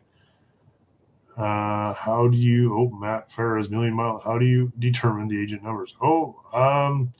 I either ask them to pick, or if it's really late at night and I just need a number, then I just pick something. But usually it's just a 3. I just tell people, give me a 3 or 4 digit number that means something to you, or I'll just pick one if you don't care. And so that's all that's been. It was just a way of me being able to do this show without having to use people's names in case they ever want to get actual jobs. That's all.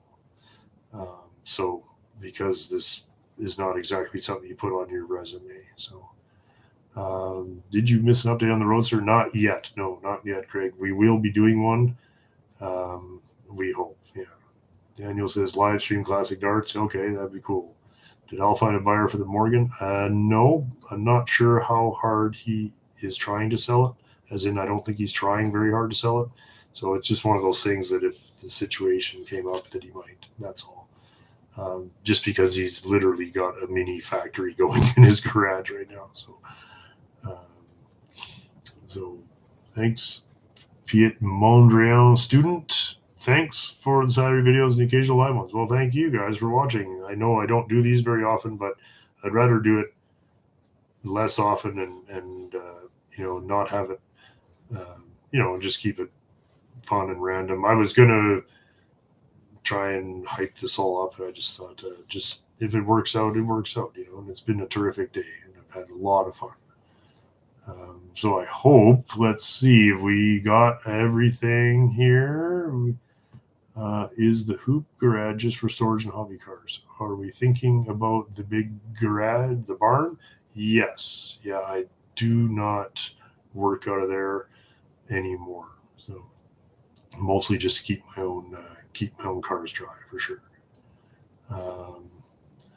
Laura to do a one-word review of the Model T. Yeah, I wonder what the word will be. Might be T. Daniel C. Coldwarmotors is my favorite channel on YouTube. Well, thanks very much, Daniel. That's very kind of you to say. I never really thought that we could achieve anything like that, but really, just happy that we could do stuff like this and anybody would watch. So I would choose Agent 257. Done. There you go. Thanks, buddy.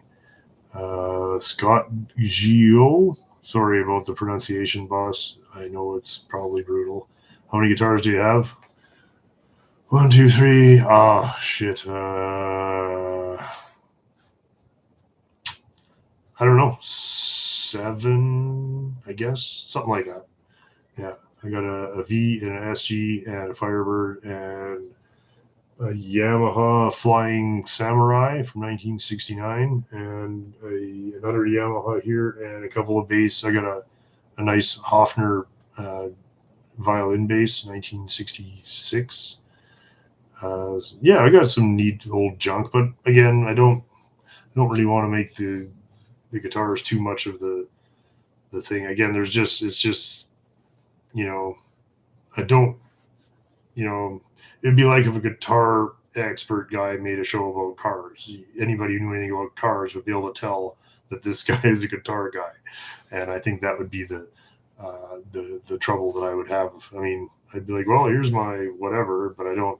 And somebody'd be like, what kind of wood is the truss rod made? And I'd be like, I don't fucking know. So I would think that the guitars are just something that I enjoy without feeling I have that I have to know everything about them, because I don't. Let's see. So I'm just trying to catch up again here. Are we allowed to drop beers off at the mailbox on the driveway? Sure, I guess. As long as it's not too cold, I suppose. I would hate to go out and find 12 broken beers. That would be a tragedy. I think Dean would cry. How's the T drive since you fixed the axle? Thank you, Richard. Fun question. And I wish I knew, because I have not driven it. It is the engine is drained of water right now. So because when I brought it in, I didn't want it dripping or whatever. So I've kind of I've drained it all out. I'm going to have the gas tank out of it. I think I've decided that I'm content with the rear axle, but there's a few other things I want to do while it's inside. And I'm still hoping the interior will show up, because I'd really like to do the interior over the winter so that I can just really get right into using it next year, because I've ordered a kit and I just don't have time to sew it. And I would really like to have that happen. But if it doesn't show up, I still want to do the regulator is still overcharging. There's still a number of little details. There's a fuel filter that keeps plugging, so the gas tank might as well come out. Just chicken shit stuff. But I want to do it. I want to be able to hop in that thing and know that I'm not going to have to stop and like pull. Not that I won't take tools with me, because I will. The beauty of the Model T is if you bring 6 or 7 tools, you can fix it before you get there. And that's one of my favorite things about them. So I'm just trying to keep up here again, you guys.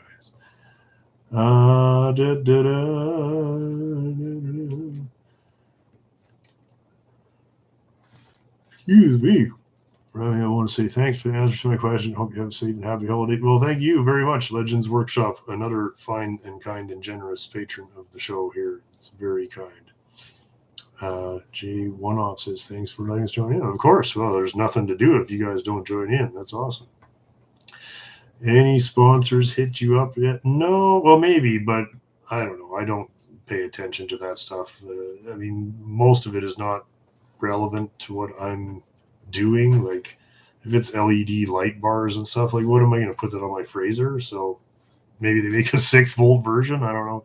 I try not to get too worked up about that. Again, the sponsors of my show are the people whose names appear at the end of it, and they're sponsoring it only so that it exists. You know what I mean? Like I don't have to pretend to be grateful for that, because I am, whereas a sponsor, if you have to be like, oh, well, all you got to do is use our whatever in your show. Like, well, like I say, I'm not going to screw a LED light bar to my Fraser. It would be silly. So, and everybody would know that I was being silly. So, yeah, I don't know. I just can't imagine. There's so few people. There's such a tiny channel that sponsors are just not ever gonna. Anybody that wants to sponsor this show probably needs money more than I do. M1 Greg, thanks. Have a beer on me. I will, buddy. Thank you very much. You guys have been so kind today. I never expect any of that, and it's just been a real a treat for sure. Play the chainsaw on the gas pedal. Cheers. Merry Christmas from Skinner Hound. Wishing health and mucho mass cars in 22. Well, thank you very much, man. We are having a lot of fun. Could you produce a CD of your music to sell? Oh, well, thanks very much. I don't think so.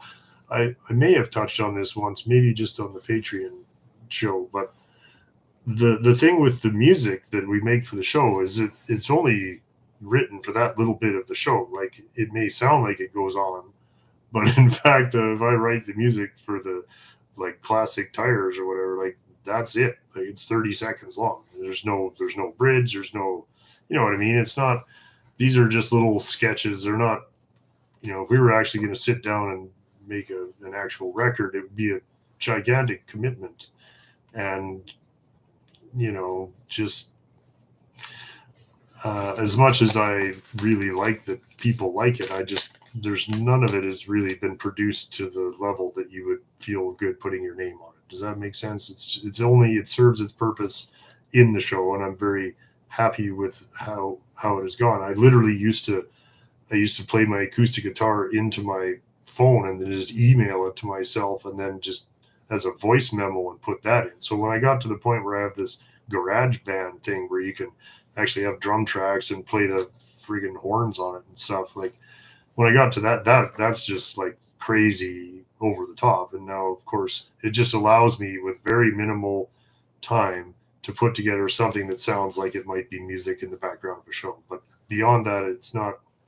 I mean, it's cool that people like it. I really, really flattered, and I'm glad people like. I would hate people to.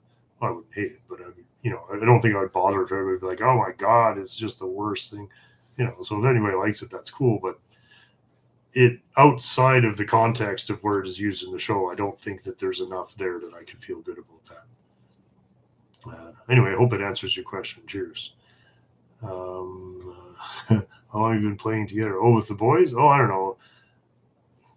7 years, I guess, with the guys that you see with Ash and the boys, and and Pete and Matt and Jim and the boys, we also kind of jam now and then. And then, of course, Donovan and I and friends from way back in high school. So, I just do it for fun now. Like I say, we used to try to be a band, but it's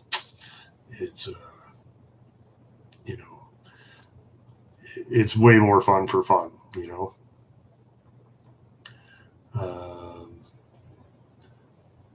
So sorry, I got behind you, man. Oh my.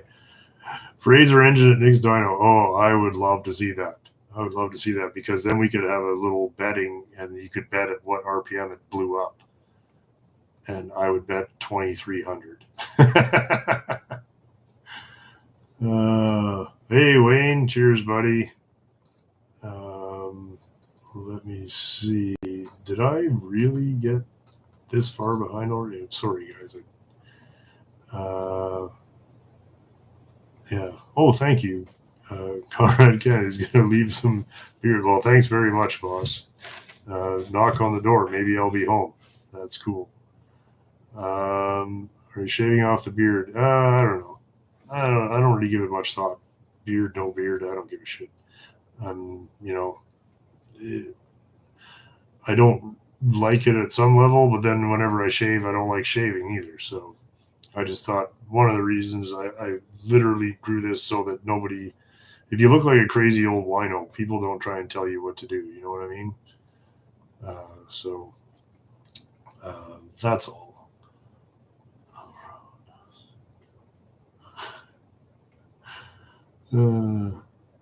Let's see. Charging, washing.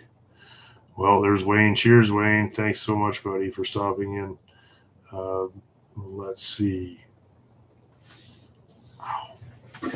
Sorry, my arthritis is saying that I have to stand up here. Thank you guys so much. I think at this point we should probably get going. Does Frankers drink beer? No, Frankers not allowed to drink beer. She's badly enough behaved as she is.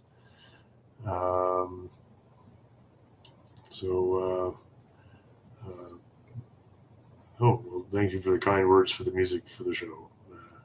Sit down and make a record. Well, that's a very kind idea. I just think that I would be making 0 videos, and then somehow I tried being a musician. It doesn't. The thing is, at least when I'm working on cars, I know that I more or less know what I'm doing, and it doesn't mean you're not getting better. But at least when I'm working on cars, I know that at least I'm not completely incompetent. Whereas if I'm being a musician, it's difficult to put yourself out there knowing that 80% of the people watching this are better than you. Whereas I don't run into that kind of insecurity so much if I'm playing with cars. So that's all. As much as I like doing it, I have to be very, I've got to be very, not serious, but I got to be real about keeping it fun. That's all. Well, thank you guys. Thanks, and Merry Christmas to you guys all. Thanks, Brian, the bike guy. Always a treat to see your comments, and 60 set Agent 672 with the Galaxy. Cheers. Always a treat to see all these. There's Darren. Cheers, Darren. To see the names in the comments come up here as well. It's just it's a really treat. And sativa or indica? Sativa usually, but there's times, right? 1, 2 bikes. Yes, I love bikes. I will be doing some paint work on my motorcycles this over the holidays. Maybe I'll film some of it here. And thanks you very much. Has your career always been cars or just a hobby? No, it was always a hobby. And then about 20 years ago, I just decided that why not just go do the only thing you actually like doing and quit whatever it is you're doing. So that's what I did. Yeah, we'll do some. I'll see what I can get put together here before the end of the week, and I'll try and put up a video for Christmas. But let's just say it might be a little bit less involved or shorter than some of them, just because of the timing and everything. It's one of the reasons I wanted to do this. At least we come on and say hi and whatever, because it's going to be difficult to find the time in the next couple of days to put together a proper video, but I'm hoping that I can do something. So you guys have a fantastic evening, and thanks so much, Rusty Robinson. Hi to you. Do a best of clip for, well, that sounds easy until you put 20 or 52 hours of video in and try and pick your best of.